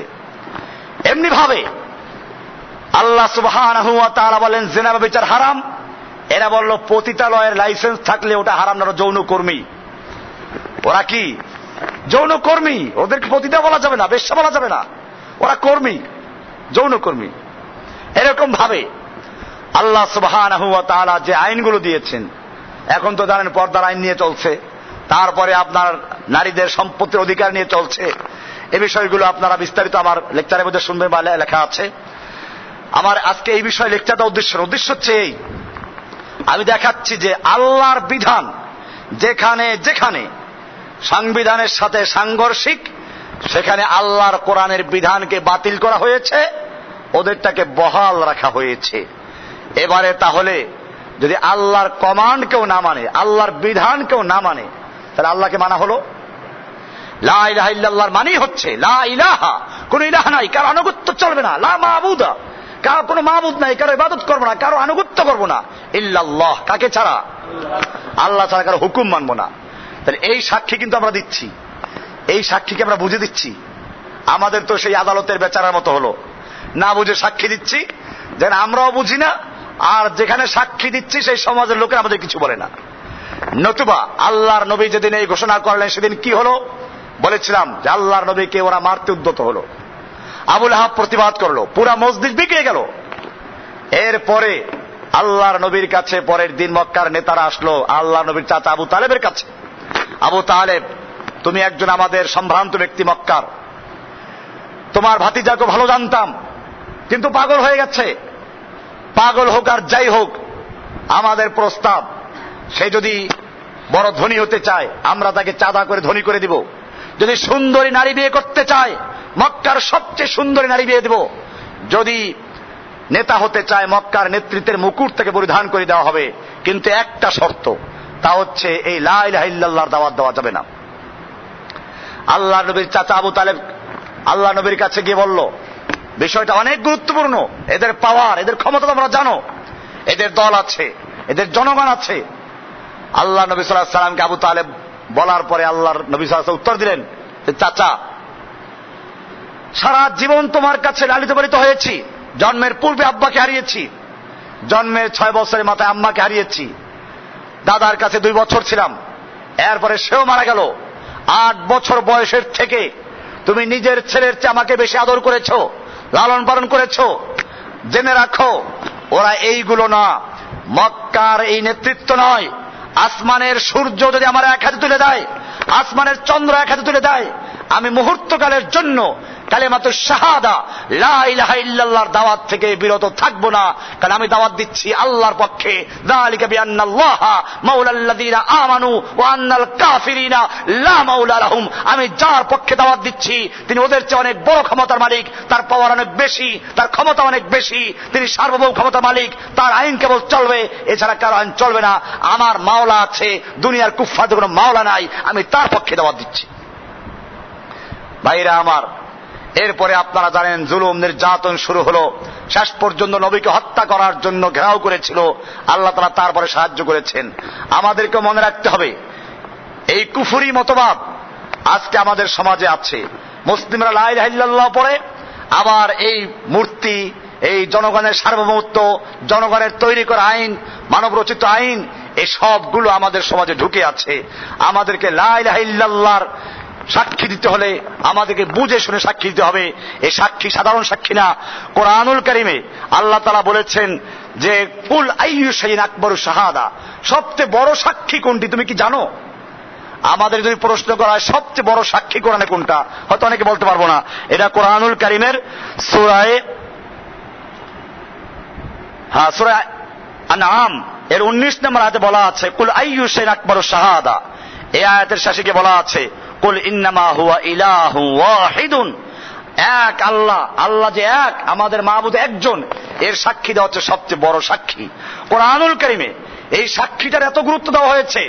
আল্লাহ তাআলা সূরা আলে ইমরানের 18 নম্বর আয়াতে বলেছেন, শাহিদাল্লাহু আন্নাহু লা ইলাহা ইল্লা হুয়া ওয়াল মালায়েকাতু ওয়া উলুল ইলমি কায়েমান বিল কিসত লা ইলাহা ইল্লা হুয়াল আজিজুল হাকীম। আল্লাহ তাআলা সাক্ষী দিচ্ছেন, ফেরেশতারা সাক্ষী দিচ্ছে, সমস্ত ইলম ওয়ালারা সাক্ষী দিচ্ছে, জ্ঞানীরা সাক্ষী দিচ্ছে। সেই সাক্ষীটা কি? যে সাক্ষী আল্লাহ নিজে দিয়েছেন, যে সাক্ষী ফেরেশতারা দেয়, যে সাক্ষী সমস্ত জ্ঞানীরা দেয়, সেই সাক্ষীটা কোনটা? লা ইলাহা ইল্লা হুয়া, আল্লাহ ছাড়া কোনো ইলাহা নেই, এই সাক্ষী দেওয়া। এই সাক্ষী বুঝে শুনে দিতে হবে। আজকে আমরা সাক্ষী দিচ্ছি, আবার এর বিপরীত কাজগুলো করছি। কিছু শিরিক ভিআইপি শিরিক, কিছু গরিবদের শিরিক। ভিআইপি শিরিক কোনটা? আমাদের দেশে অনেকে লা ইলাহা ইল্লাল্লাহ দাওয়াত দেয়, কিন্তু তাদের লা ইলাহা ইল্লাল্লাহ এই ভিআইপি শিরিকগুলো স্পর্শ করে না। লা ইলাহা ইল্লাল্লাহর মানেই হচ্ছে রাষ্ট্রীয়ভাবে যারা শিরিক করছে, সামাজিকভাবে যারা শিরিক করছে, সবগুলো। বরং আমরা দেখি অনেকে শিরিক বলতে শুধুমাত্র কবর পূজাকে কেউ বুঝে, কেউ পীর পূজাকে বুঝে, কিন্তু রাষ্ট্রীয়ভাবে আল্লাহর সার্বভৌমত্বকে অস্বীকার করা, এটা যে বড় শিরিক, এটা যে সবচেয়ে বড় শিরিক। বরং নবীদের প্রথম বিরোধিতা করেছে রাষ্ট্রীয় শক্তি। মুসা আলাইহিস সালাম যখন লা ইলাহার দাওয়াত দিলেন, তখন তার বিরুদ্ধে দাঁড়িয়েছিল কারা? ফেরাউনরা। ফেরাউনরা তৎকালীন রাষ্ট্র ক্ষমতার মালিক ছিল। ইব্রাহিম আলাইহিস সালাম যখন তাওহীদের দাওয়াত দিলেন, তার বিরুদ্ধে দাঁড়িয়েছেন নমরুদরা, তৎকালীন রাষ্ট্র ক্ষমতার অধিকারী। আমাদের নবীজি যখন দাওয়াত দিলেন, তখন তার বিরুদ্ধে দাঁড়িয়েছে মক্কার আবু জাহল, আবুল হাবরা, মক্কার ক্ষমতা, রাষ্ট্র ক্ষমতার অধিকারী। বোঝা গেল লা ইলাহা ইল্লাল্লাহর মানে প্রথম পর্যায়ে যেখানে আঘাত করবে তা হচ্ছে জনগণের সার্বভৌমত্ব এবং জনগণের কমান্ডকে বাতিল করে এক আল্লাহর সার্বভৌমত্ব, এক আল্লাহর কমান্ড প্রতিষ্ঠিত করা। এটা হচ্ছে লা ইলাহা ইল্লাল্লাহর মূল অর্থ। এই সাক্ষী দিতে হলে আপনাকে বুঝে শুনে দেওয়া এবং এটাকে বাস্তবায়ন করার জন্য কাজ করা। কাজ কেমনে করব? এক্ষেত্রেও দেখেন আমাদের দেশে লা ইলাহা ইল্লাল্লাহ দিন কায়েমের জন্য অনেক আন্দোলন আছে। ভাইরা আমার, ইসলামের জন্য দেশে বহু সংগঠন আছে। আমি দেখতে চাই, আমি আগে ক্লিয়ার করে নেই আমার কথায় এখন যে লাইনে নেমে যাচ্ছি এটা একটা স্পষ্ট বক্তব্য হবে, কিন্তু এতে অনেকে মনে করবেন যে সব দলের বিরুদ্ধে উনি কোন দল করেন। আমরা সব দলের বিরুদ্ধে না, এটা আমি ক্লিয়ার করছি। দুধ আমরা খুব ভালো জিনিস খাই সবাই, কিন্তু দুধের মধ্যে অনেক সময় পিঁপড়া পড়ে, মাছি পড়ে। আমরা কি সেই পিঁপড়া আর মাছি সহ খাবো, না পিঁপড়া মাছিগুলো ফেলে দিয়ে দুধটা খাবো? কোনটা? ঠিক এরকম ভাবে ইসলামের কাজ বাংলাদেশে না, খালি ইন্ডিয়াতে, পাকিস্তানে, সারা বিশ্বে অনেক দলে কাজ করছে। আমরা এখন আসবো লা ইলাহা ইল্লাল্লাহর দিন কায়েমের জন্য, লা ইলাহা ইল্লাল্লাহকে প্রতিষ্ঠিত করার জন্য নবীরা কাজ করেছেন। নবীওয়ালা কাজ এটা না। আপনারা জানেন আল্লাহর নবী সাল্লাল্লাহু আলাইহি ওয়াসাল্লাম মক্কায় নামাজের দাওয়াত দিয়েছিলেন। নামাজ আসলো মেরাজ থেকে। মেরাজ হয়েছিল কবে? বিশুদ্ধ মত অনুযায়ী নবুয়ত আল্লাহর নবী যখন হিজরত করতে মদিনা যাবেন তার আগের বছর। তাহলে এর আগে যে 12 বছর চলে গেল, এই সময় কিসের দাওয়াত দিয়েছিলেন? নামাজের, রোজার, হজের, যাকাতের না। এই সময় একটাই দাওয়াত দিয়েছিলেন, লা ইলাহা ইল্লাল্লাহ, মানুষের সার্বভৌমত্ব, মানুষের কমান্ড, বহু ইলা, বহু রবের আইন কানুন সব বাদ, এক আল্লাহর ইবাদত, এক আল্লাহর আনুগত্য করতে হবে। এই দাওয়াতটা এস্টাবলিশ করেছেন, এই দাওয়াতটাই দিয়েছেন। আপনারা বুখারী শরীফের কিতাবুজ যাকাতের প্রথম হাদিসটা পড়বেন। ওখানে আল্লাহ রাসূল সাল্লাল্লাহু আলাইহি ওয়াসাল্লাম মুআয বিন জাবালকে ইয়ামানের বিজয়ের পরে তার দায়িত্ব দিয়ে গভর্নর করে পাঠালেন। আল্লাহ রাসূল থেকে ওসিয়াত করলেন, ইন্নাকা তাতি আহলা কিতাব, তুমি যাচ্ছ এমন একটা জাতির কাছে যারা আহলে কিতাব, আসমানি কিতাব অনুসারী। তারা আসমানি কিতাব মানে, আল্লাহ মানে, সব মানে। তো তাদেরকে কিসের দাওয়াত দিবা?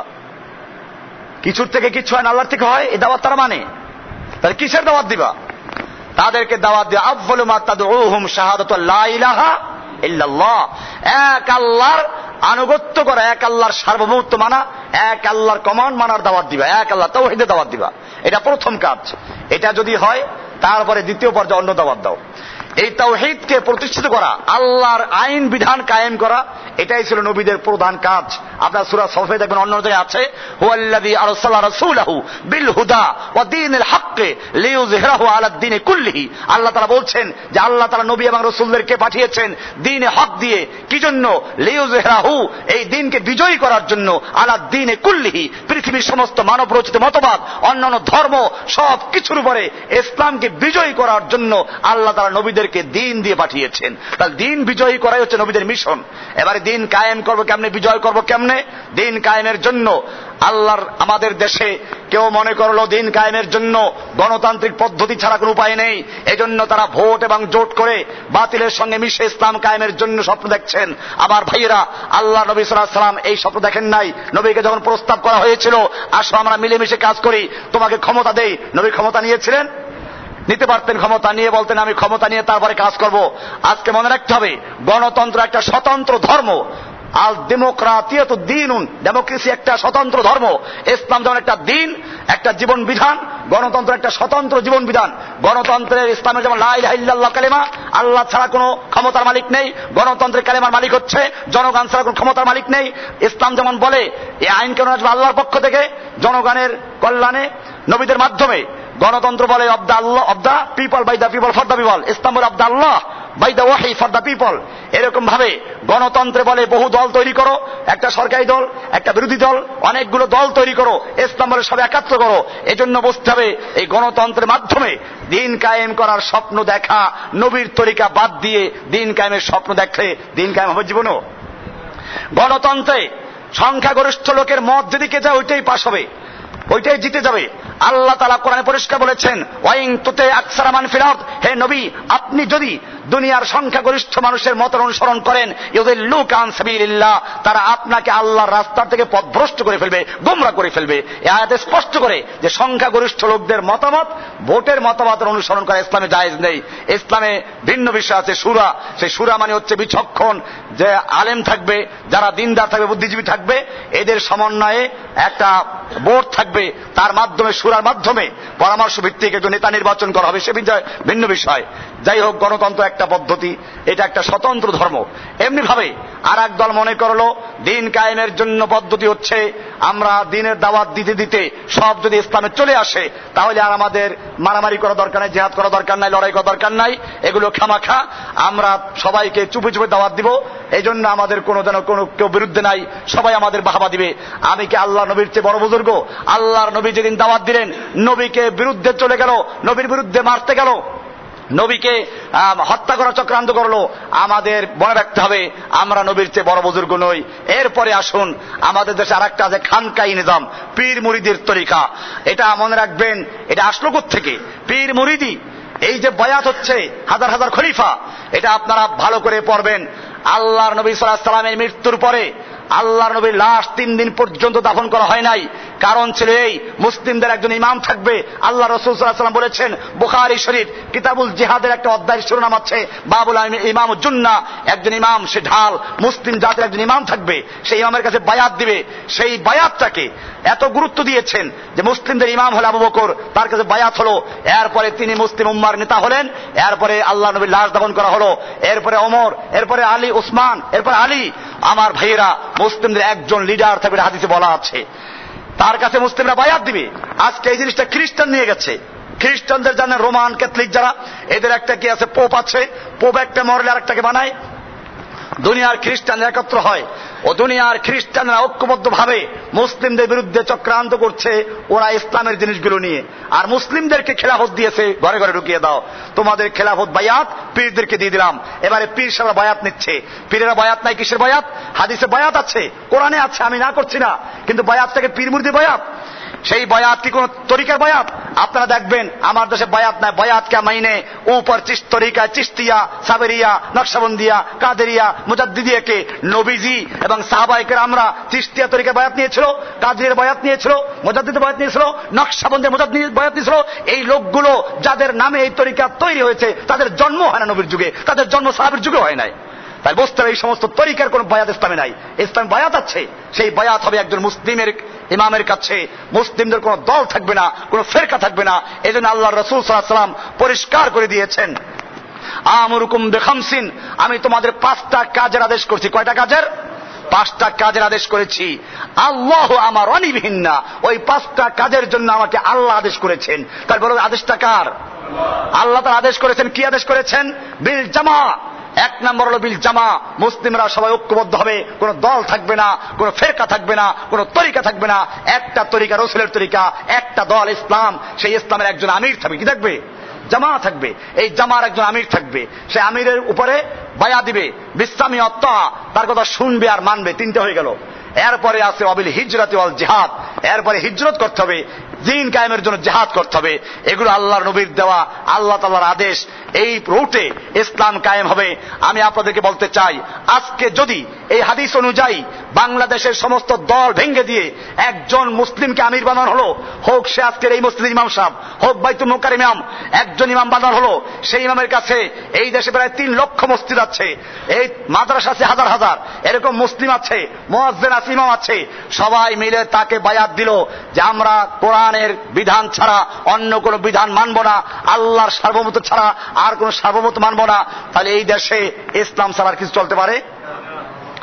আল্লাহর নবীর সেই তরিকা বাদ দিয়ে আমরা গেলাম খ্রিস্টানদের তরিকায়, ইহুদিদের তরিকায়, দল তৈরি করলাম, বিভক্ত হলাম। এখন ইসলামের দল কতগুলো? ঐক্য জোট বাংলাদেশে, এটা হাস্যকর বিষয়। বাংলাদেশে ইসলামে ঐক্য জোট করা জানেন আপনারা? ঐক্য জোট 4টা। আমিন হিসাবে একটা আমির দেখবেন ঐক্য জোটের নেতা, আবার মেজবাউর রহমান চৌধুরী আছে ঐক্য জোটের নেতা, আবার দেখবেন আরো নাম বলতেছে, আর অনেক ঐক্য জোটের নেতা আছে। ঐক্য জোট কাকে বলে? এর নাম ঐক্য জোট। এই জন্য আমাদের মনে রাখতে হবে, আল্লাহ সুবহানাহু ওয়া তাআলা যে আদেশ দিয়েছেন আমাদের সেই আদেশ অনুযায়ী চলতে হবে। মনে রাখবেন আল্লাহ রাসূল বলে গেছেন অনেক দল হবে, ফেরকা হবে কিয়ামতের আগে। সেই ফেরকার মধ্যে একটা দল কিয়ামত পর্যন্ত হকের উপরে থাকবে। আমাদের কাজ হবে সেই হকের দল তালাশ করা এবং সে অনুযায়ী কাজ করা। আমি আপনাদেরকে ওসিয়ত করব যে আজকের যে প্রথম লেকচার হলো তাওহীদ, আপনারাও সেই তাওহীদকে ভালো করে বুঝবেন। আশহাদু আল্লা ইলাহা ইল্লাল্লাহ, মুসলিম, মুসলিম কাকে বলে ভালো করে বুঝবেন। মুসলিম হতে হলে কি করতে হয়? সাক্ষী দিতে হয় 2টা সাক্ষী। এই 2 সাক্ষীর অর্থ কি? আশহাদু আল্লা ইলাহা ইল্লাল্লাহ মানে আল্লাহ ছাড়া কারো হুকুমত চলবে না, কারো সার্বভৌমত্ব চলবে না, কারো আইন চলবে না। ওয়া আশহাদু আন্না মুহাম্মাদান আবদুহু ওয়া রাসূলুহু মানে হচ্ছে আল্লাহর রাসূল মুহাম্মদ সাল্লাল্লাহু আলাইহি ওয়াসাল্লাম আল্লাহর রাসূল এবং তার গোলাম, মানে তার তরিকা, তার আদর্শে মানবো। এবারে সাক্ষী দিলাম আল্লাহর রাসূলের তরিকা মানবো, আবার চলে গেলাম অনেক তরিকা, বহু তরিকায়। এই সবগুলো বর্জন করতে হবে। আমাদের শত্রু 2 রকম। কয় রকম? 2 রকম।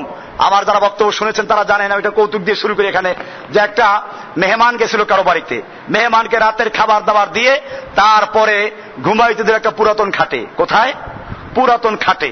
এই পুরান খাটে কি থাকে? সারপোকা থাকে। এরপরে যায় না মশারি, উপর থেকে মশায় কামড়াইলো কায়দা মতো। রাতে মেহমানের কোনো ঘুম হয় নাই। সদা সকালবেলা মেজবানরা খুব সুন্দরভাবে জিজ্ঞেস করে, ভাই রাত্রে কোনো কষ্ট হয় নাই তো? মেহমানও মাশাআল্লাহ রসিকতা করে বললেন যে না, তেমন কোনো কষ্ট হয় নাই, মনে হচ্ছিল যেন মশায় উড়িয়ে নিয়ে যাবে যদি নিচের থেকে সারপোকায় টেনে না ধরতো। আমাদের অবস্থা এরকম। আমাদেরকে মনে হচ্ছে ইহুদি খ্রিস্টানরা, আমি আবার শুরুতে গেছি, ইহুদি খ্রিস্টানরা এবং আমাদের ইহুদি খ্রিস্টানদের 5টা গোলাম শাসকগুলো আজকে মুসলিম দেশে যারা ওদের গোলামি করছে। আল্লাহ কোরআনে পরিষ্কার বলেছেন, ইয়া আইয়ুহাল্লাযীনা আমানু লা তাত্তাখিযুল ইয়াহুদা ওয়ান নাসারা আউলিয়া মিন দুনিল মুমিনিন।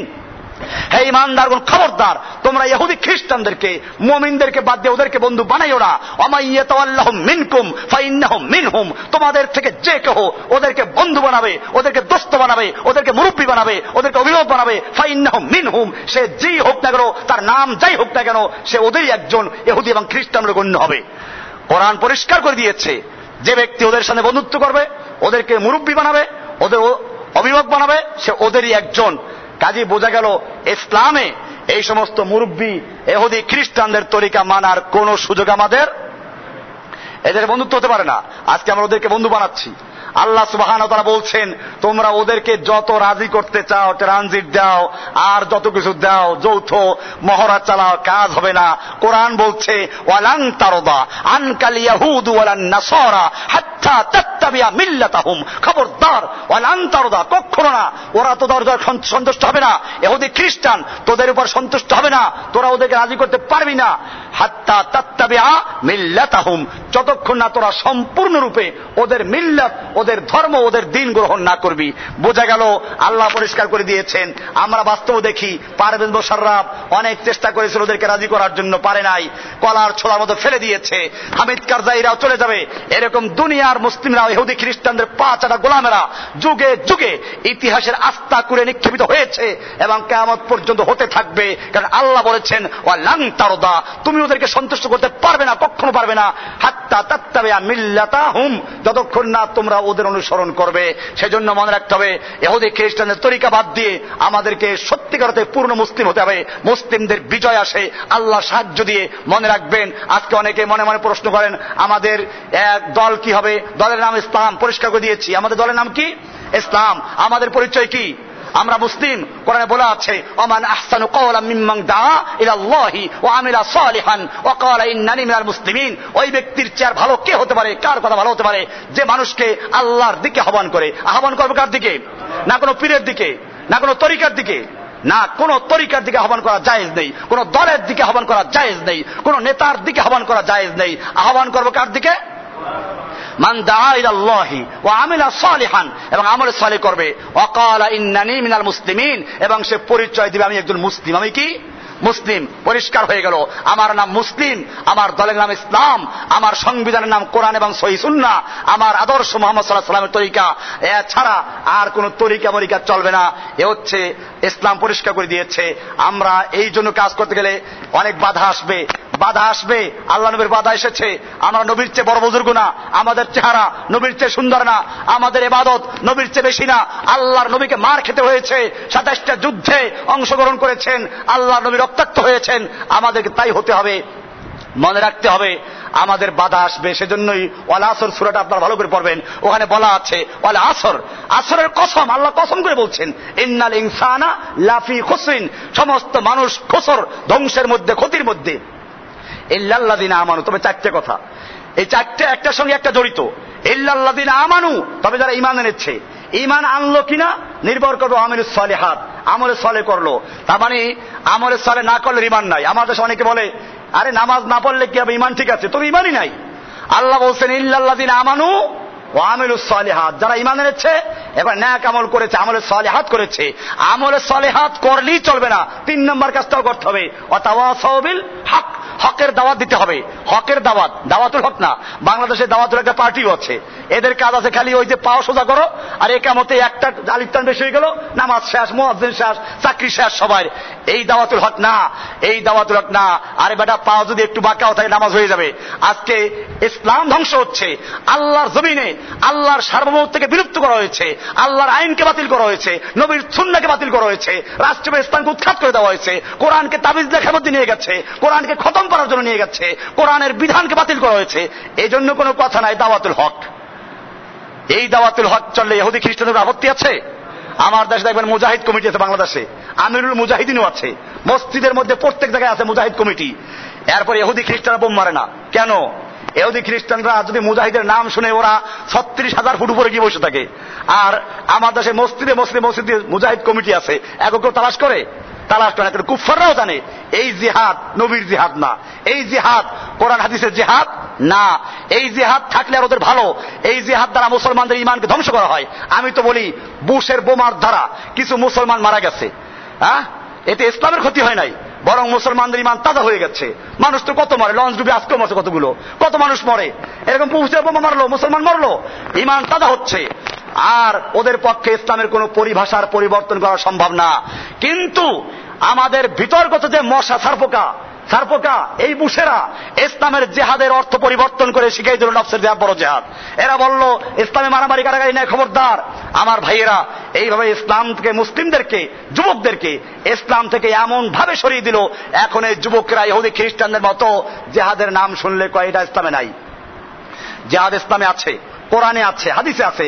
আল্লাহ নবী যুদ্ধ করেছেন, আল্লাহ নবীর মৃত্যু পরে তরবারি রেখে গেছেন। সুতরাং বোঝা গেল জেহাদ কোরআনে আছে, হাদিসে আছে, নবীর জীবনীতে আছে। এইটাকে কেউ বাতিল করতে পারবে না। এটাকে যারা বাতিল করতে যাবে তারা দুনিয়া থেকে বাতিল হয়ে যাবে, ঠিক কিনা ভাইরা আমার? এজন্য আল্লাহ নবীর তরিকা, ওই তরিকা আমাদেরকে আসতে হবে। আমাদের কি শক্তি আছে এটা দেখার বিষয় না। যুগে যুগে আল্লাহ তাআলা যত নবীদেরকে সাহায্য করেছেন, মুসলমানদের শক্তি কাফেরদের চেয়ে বেশি ছিল না কম ছিল? বদরের যুদ্ধে মুসলমান 313 জন নিরস্ত্র, কাফেরদের অনেক অস্ত্র। আল্লাহ তাআলা বিজয় দিলেন কাদেরকে? তাহলে অস্ত্র বেশি ছিল? নবী এখানে চিন্তা করেন নাই যে এই 313 জন মানুষ মরলে ইসলামের কি হবে? নাই চিন্তা করেন। ইসলাম হেফাজত করার দায়িত্ব কার? দিন কায়েমের দায়িত্ব কার? আপনার আমার। এখন মুসলমানদেরকে বাঁচাই থেকে আমরা যে মরিয়ে যাই, ইসলামের দাওয়াত দিবে কে?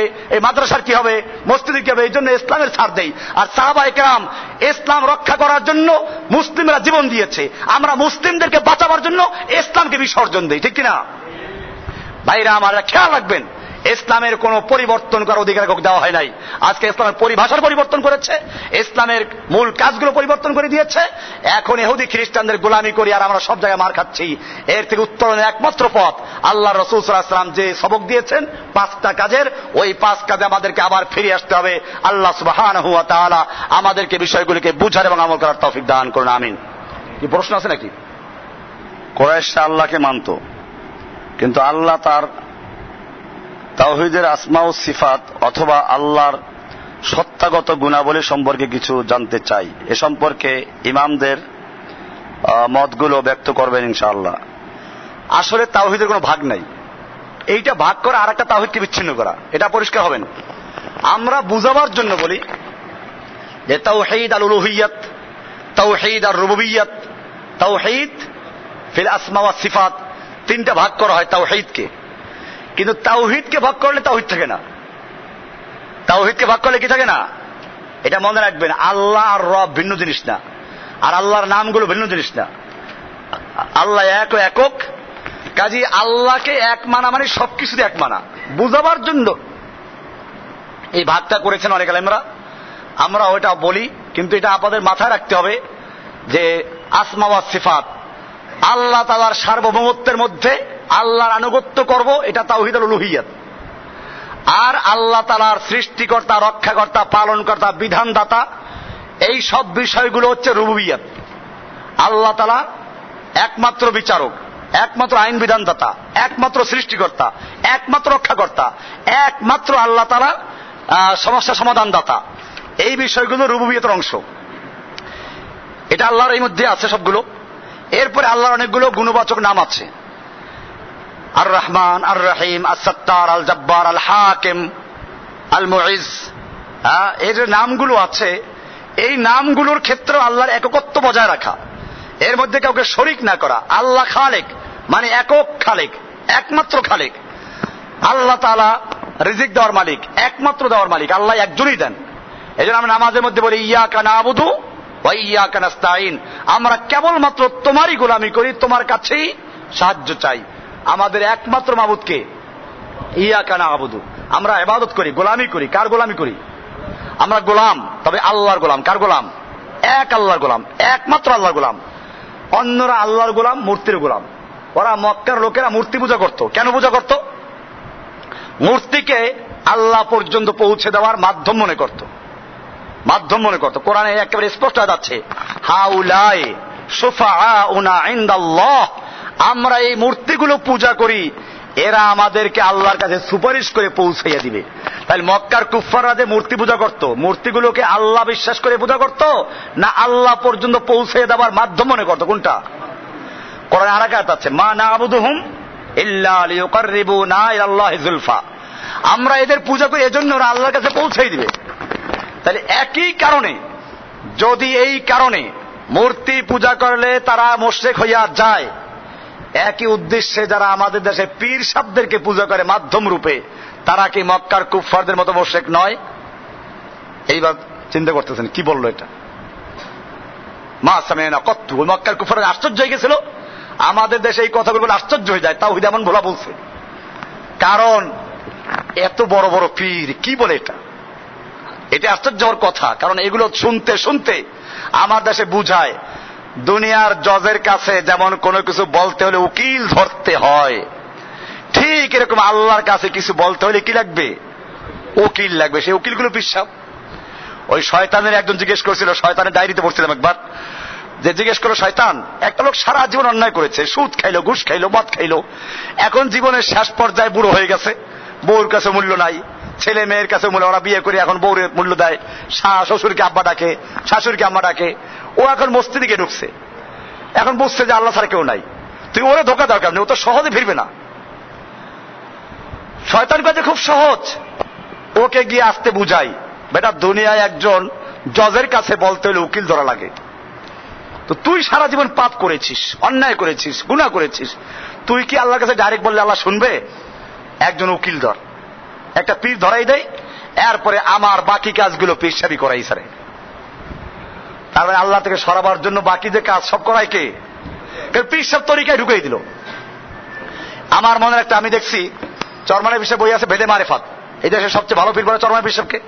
চরমানের বিষয়ে ভেদে মারেফাত একটা বই আছে।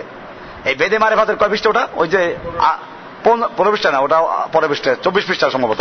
24 পৃষ্ঠা লেখা আছে, বান্দা অসংখ্য গুনাহ করতে করতে আল্লাহ তাআলা তাকে মাফ করতে চায় না।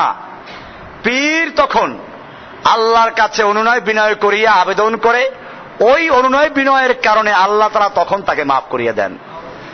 তাহলে এখানে বললো পীর ছাড়া আল্লাহ মাফ করতে চায় না, একটা শয়তানের আসল কথা তারা বলে ফেলছে। ওই বইতেও লেখা আছে। এটা চরমনাই পীর সাহেবের 27 খান বই আছে, প্রসিদ্ধ বই, যে কোনো লাইব্রেরি পাইবেন। চরমনাই বাংলা বাজার যান, ওদের নিজস্ব প্রকাশনা আছে, আলে সাক প্রকাশনী। ওইখানে গিয়ে বলবেন যে ভেদে মারেফাত একটা বই চাই, ভেদে মারেফাত, ভয়েকার চন্দ্রবিন্দু দেওয়া আছে, ভেদে মারেফাত। আপনারা ভেদে মারেফাত পড়বেন, এর মধ্যে পরিষ্কার লেখা আছে এই কথাটা। না পাইলে আবার আমাকে ধরবেন, হাতেমবাগ মসজিদে যাবেন শুক্রবারে, একবারে সামনে দাঁড়াই বলবেন যে ভেদে মারেফাত বই পড়ছে, আপনার এই বক্তব্য পাই নাই।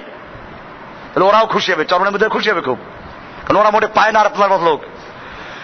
ভাইরা আমার, পরিষ্কার লিখেছে। আমি আপনাকে বলতে চাই, কোরআনে কি বলা আছে? কোরআন বলছে, কোরআন পরিষ্কার বলছে, ওই কে আছে, কুলিয়া ইবাদিয়াল্লাযিনা আসরাফু আলা আনফুসিহিম, হে নবী আপনি আমার ওই সমস্ত বান্দাদেরকে জানিয়ে দিন, আসরাফু আলা আনফুসিহিম, যারা নিজের উপরে ইসরাফ করেছে, জুলুম করেছে, পাপ করেছে, গুনাহ করেছে, লা তাকনাতু মির রাহমাতিল্লাহ, বান্দা আল্লাহর রহমত থেকে নৈরাশ হইও না। আল্লাহ বললেন নৈরাশ হইও না, যত পাপ করো, অত্যাচার করো, জুলুম করেছো, আমি গুনাহ মাফ করবো সব। ইন্নাল্লাহা ইয়াগফিরুয যুনুবা জামিআ, আল্লাহ তাআলা তোমাদের সব গুনাহ ক্ষমা করবেন।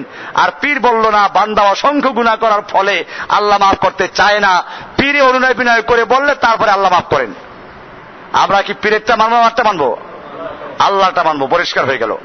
কাজে এখন ওই পীরে হাত ধরে পার করবে। ওই পীর সাহেবের আরেক বই আছে মাওয়াইজে সাকিয়া, ওই বইয়ের 55 নম্বর পৃষ্ঠায় লেখা আছে যে পীর ধরা ফরজ। পীর ধরা কি ফরজ। এরপরে লেখা আছে ওই বইয়ের নিচে লেখা আছে, যদি কারো 2 জন পীর হয়, তাহলে উর্দুতে প্রথম, দো পীর দো ডানা পকড় কে তুঝে বেহেশত মে লে যায়েগা কোই হরজ নেই।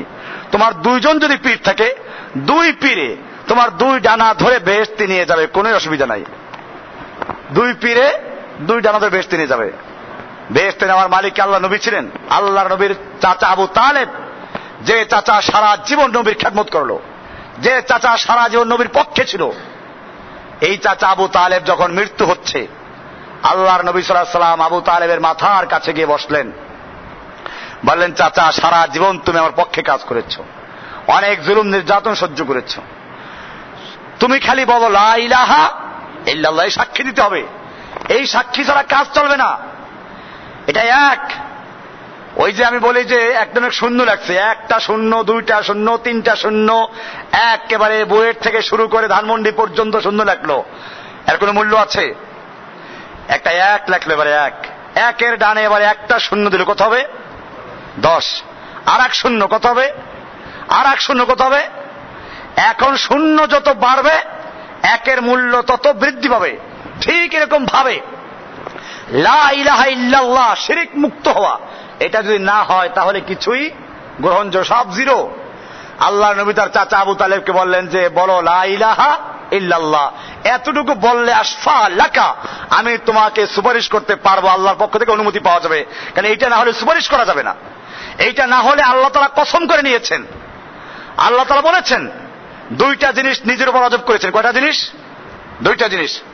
এক হচ্ছে যে ব্যক্তি আল্লাহর সঙ্গে শিরিক করবে না তাকে জাহান্নামে দিবেন না, আর যে ব্যক্তি আল্লাহর সঙ্গে শিরিক করবে তাকে জান্নাতে দিবেন না। তাকে জান্নাতে, কোরআনে স্পষ্ট আয়াত আছে, ইন্নাহু মান ইউশরিক বিল্লাহি ফাকাদ হাররামাল্লাহু আলাইহিল জান্নাহ, যে ব্যক্তি আল্লাহর সঙ্গে শিরিক করলো আল্লাহ তাআলা তার উপরে জান্নাতকে হারাম করে দিয়েছেন। কি করেছেন?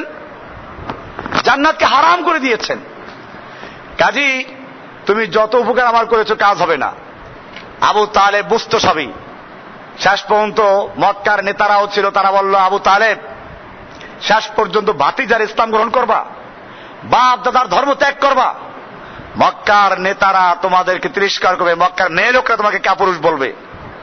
শেষ পর্যন্ত আবু তালেব মারা গেল, ইসলাম গ্রহণ করার তৌফিক হলো না, লা ইলাহা ইল্লাল্লাহ সাক্ষী দিল না। আল্লাহর নবী আবু তালেবের মৃত্যুর পরেও দোয়া করতে লাগলেন। তাফসীর ইবনে কাসির খুলে দেখবেন, আল্লাহর নবীর চাচা আবু তালেব মৃত্যুর পরেও দোয়া করতে লাগলেন আর বললেন, আমি ততক্ষণ পর্যন্ত দোয়া করব যতক্ষণ পর্যন্ত আল্লাহর পক্ষ থেকে নিষিদ্ধ না হব। এরপরে আয়াত নাযিল হয়ে গেল, ইন্নাকা লা তাহদি মান আহবাবতা। হে নবী, আপনি যাকে পছন্দ করেন, যাকে ভালোবাসেন, আপনি তাকে হেদায়েত দিবেন, এই ক্ষমতা আপনাকে দেওয়া হয় নাই। ওয়ালাকিন্নাল্লাহা ইয়াহদি মান ইয়াশাউ, বরং আল্লাহ তাআলা যাকে ইচ্ছে করেন তাকে হেদায়েত দিবেন। হেদায়েত দেওয়ার মালিক কে?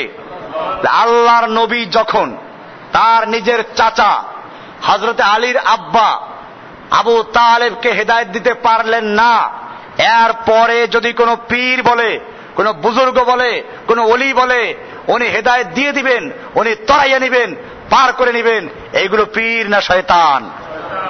উকিল হয়ে বসে আছে, তোর ওকালাতি দিল কে? এই যে বলল যে দুনিয়ার উকিলের কাছে কিছু বলতে হইলে জজের কাছে বলতে উকিল ধরা লাগে, আল্লাহর সঙ্গে বেয়াদবি করে এই লোকগুলো। আল্লাহকে একটা জজের সঙ্গে তুলনা করেছে। একটা জজ, ওই বেটা নিজের কোনো ক্ষমতা নাই, আইনের অধীনে পরিচালিত, বিচার করতে গেলে সাক্ষী লাগে। আল্লাহ কামুল হাকিমিন, সাক্ষীর প্রয়োজন নেই, আল্লাহ তাআলা নিজে যথেষ্ট। আল্লাহ তাআলা কারো কাছে জবাবদিহি করতে বাধ্য নন, ওরা সবাই বাধ্য। এই লোকটাকে তুলনা করলো কার সঙ্গে? আল্লাহ তাআলা সব জানেন, ওরা কিচ্ছু জানে না। আল্লাহ তাআলা কোন উকিল নিয়োগ দেন নাই, ওরা উকিল নিয়োগ দিয়েছে। আল্লাহ বলছেন, মান যাল্লাযী ইয়াশফা ইনদাহু ইল্লা বিইজনিহি, কে আছে এরকম যে আল্লাহর কাছে সুপারিশ করবে আল্লাহর অনুমতি ছাড়া? তাহলে উকিল নিয়োগ দেওয়া হয় নাই। ওটা কিয়ামতের মাঠে হিসাব নিকাশের পরে যাদের জান্নাতের ফয়সালা হয়ে যাবে তাদেরকে আল্লাহ পারমিশন দিবেন, তারপরে সুপারিশ করতে পারবে। তা আবার মন গড়া সুপারিশ করতে পারবে না। কোরআনে বলা আছে, ওয়ালা ইয়াশফাউনা ইল্লা লিমান ইরতাদা, সুপারিশ করবে ওই লোকদের জন্য যাদেরকে আল্লাহ নির্বাচন করবেন। তাহলে আল্লাহ তাআলা যাদের ব্যাপারে বলবেন এই কোয়ালিটির লোকদের সুপারিশ করো, ওদের জন্য করতে পারবে। তাহলে সুপারিশ করনেওয়ালার অনুমতি দিবে আল্লাহ, কার জন্য করবে তাও নিয়োগ করবেন কে? তাহলে এরা কিসের ঠিকাদার হলো? এরা কিসের উকিল হলো? এই বেটা নিজে যে মাপ পাবে তার কোনো গ্যারান্টি আছে? মনে রাখতে হবে, এই কুসংস্কার আমাদের সমাজে আছে। ইসলামের তাওহীদকে ভুলে গিয়ে এইগুলো এখন দলে দলে এদের পক্ষে লোক আছে, কোটি কোটি মানুষদের অনুসারী আছে। আপনারা কোরআন হাদিসকে যাচাই করবেন, তারপরে আমরা এই বিষয়গুলো খেয়াল রাখবো। আসমা ওয়াস সিফাতের যে বিষয়টা, আল্লাহর নামের ক্ষেত্রে আল্লাহর একত্ব বজায় রাখা। রুবুবিয়্যতের মানে হচ্ছে আল্লাহ তাআলা রব হিসাবে, আল্লাহ তাআলা আইন বিধান দেওয়ার মালিক, এই হিসাবে আল্লাহর একত্ব বজায় রাখা। আর উলুহিয়তের মানে হচ্ছে, লা ইলাহা মানে হচ্ছে আল্লাহ তাআলার সার্বভৌমত্ব, ক্ষমতার মালিক একমাত্র আল্লাহ, এক্ষেত্রে আল্লাহ আনুগত্যই চলবে, ছাড়া কারো আনুগত্য চলবে না। এই একত্ব বজায় রাখা, এটার নাম তাওহীদ। এর নাম কি? এর নাম তাওহীদ। আল্লাহ তাআলা একাই, একমাত্র, শুধুমাত্র তিনি। এটাই মুসলিমদের মধ্যে আর আমাদের মধ্যে অমুসলিমদের পার্থক্য। মুসলিমরা একমাত্র আল্লাহকে এই মানে, অন্যরা আল্লাহকে ও মানে, গায়রুল্লাহকে ও মানে। বিষয়টা ক্লিয়ার? ও আর ইর পার্থক্য। ওরা বলে আল্লাহ ও আছেন, মিন দুনিল্লাহ আছে, গায়রুল্লাহ আছে, খাজা বাবা বি আছে, গাজা বাবা বি আছে, ল্যাংটা বি আছে, পীর বাবা বি আছে, এরা সুপারিশ করবে, এরা পার করে নিয়ে যাবে। ইসলাম বলে না, কেউ নাই, লা ইলাহা ইল্লাল্লাহ, ইয়্যাকা না'বুদু ওয়া ইয়্যাকা নাস্তাঈন, আমরা কেবলমাত্র তোমারই গোলামি করি, তোমার কাছেই সাহায্য চাই। আপনি একজনের আনুগত্যের কথা বলেছেন এবং তার কাছে বায়াতের কথা বললেন, কিন্তু ওই ব্যক্তি কিভাবে নির্বাচিত হবে আমাদের দেশে? এটা আমি বলেছি অবশ্য, ইসলামের শুরা ব্যবস্থা আছে। শুরা মানে হচ্ছে আহলুল হাল্লি ওয়াল আকদ, অর্থাৎ যারা ইসলামের জ্ঞানে জ্ঞানী, সর্বদিক থেকে যাদের জ্ঞান আছে, যাদের রায় দেওয়ার মতো যোগ্যতা আছে, এরকম লোকদেরকে নিয়ে একটা শুরা থাকবে, পরামর্শ সভা। এই পরামর্শ সভার মাধ্যমে একজনকে আমির নিযুক্ত করা হবে, সেই আমির শুরার মাধ্যমে পরিচালিত হবে।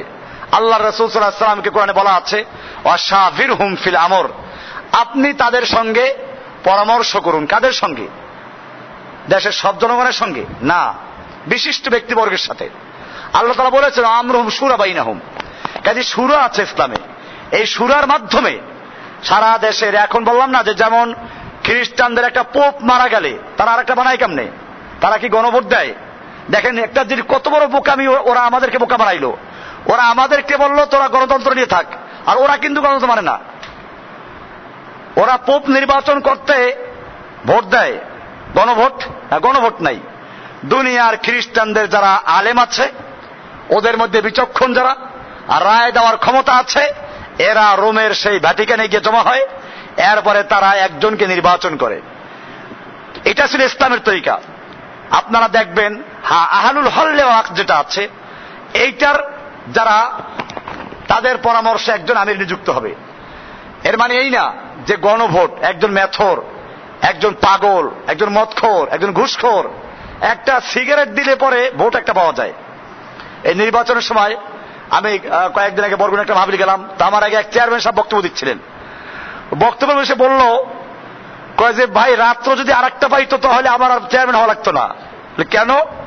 কয় যে রাত্রে প্রত্যেকের ঘরে ঘরে এক একটা শাড়ি দিয়ে গেছে, এক প্যাকেট সিগারেট দিয়ে গেছে, নইলে পান দিয়ে গেছে, যে পান খেতে এক বিড়ে পান, আর নইলে এক প্যাকেট সিগারেট দিয়ে গেছে, ভোট একটা পাওয়া গেছে। তাহলে যে লোকদের ভোটের মূল্য একটা সিগারেট, এক পান্তা ভাত, এইরকম যারা ভোট দেয়, এদের ভোট নিয়ে আপনি ইসলাম কায়েম করবেন, নেতা নির্বাচন করবেন। দুনিয়াতে সবসময় শিক্ষিত লোকদের চেয়ে অশিক্ষিত লোক বেশি থাকে, বুঝদারের চেয়ে বোকা বেশি থাকে।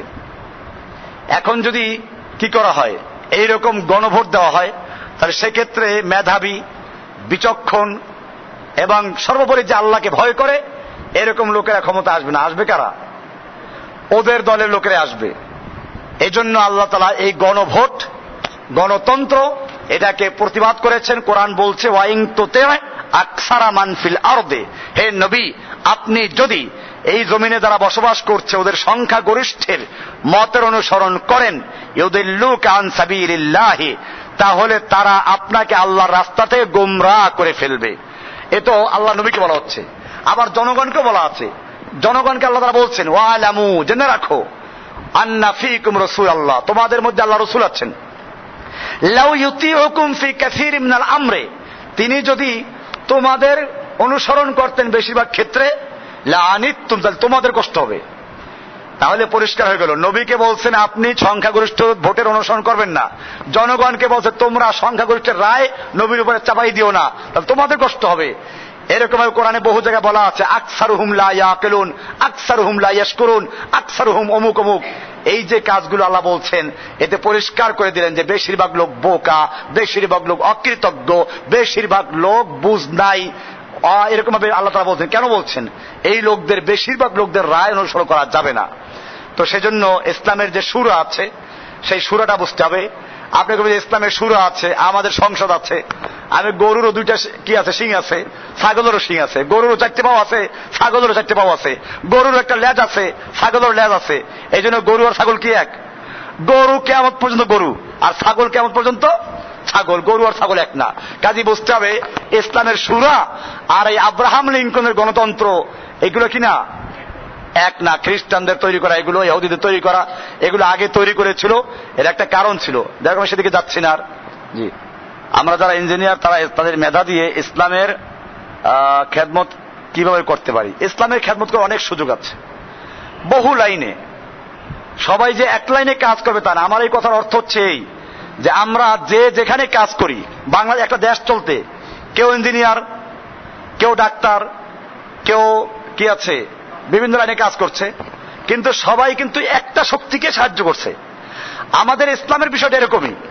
ইসলামে একজন আমির থাকবে, আমিরুল মুমিনের অধীনে বিভিন্ন লাইনে কাজ করবে। আপনারা আপনাদের পেশায় কাজ করবেন। এইখানে বসে আপনার পেশায় যে কাজ, এটাও আপনার ইবাদত হবে।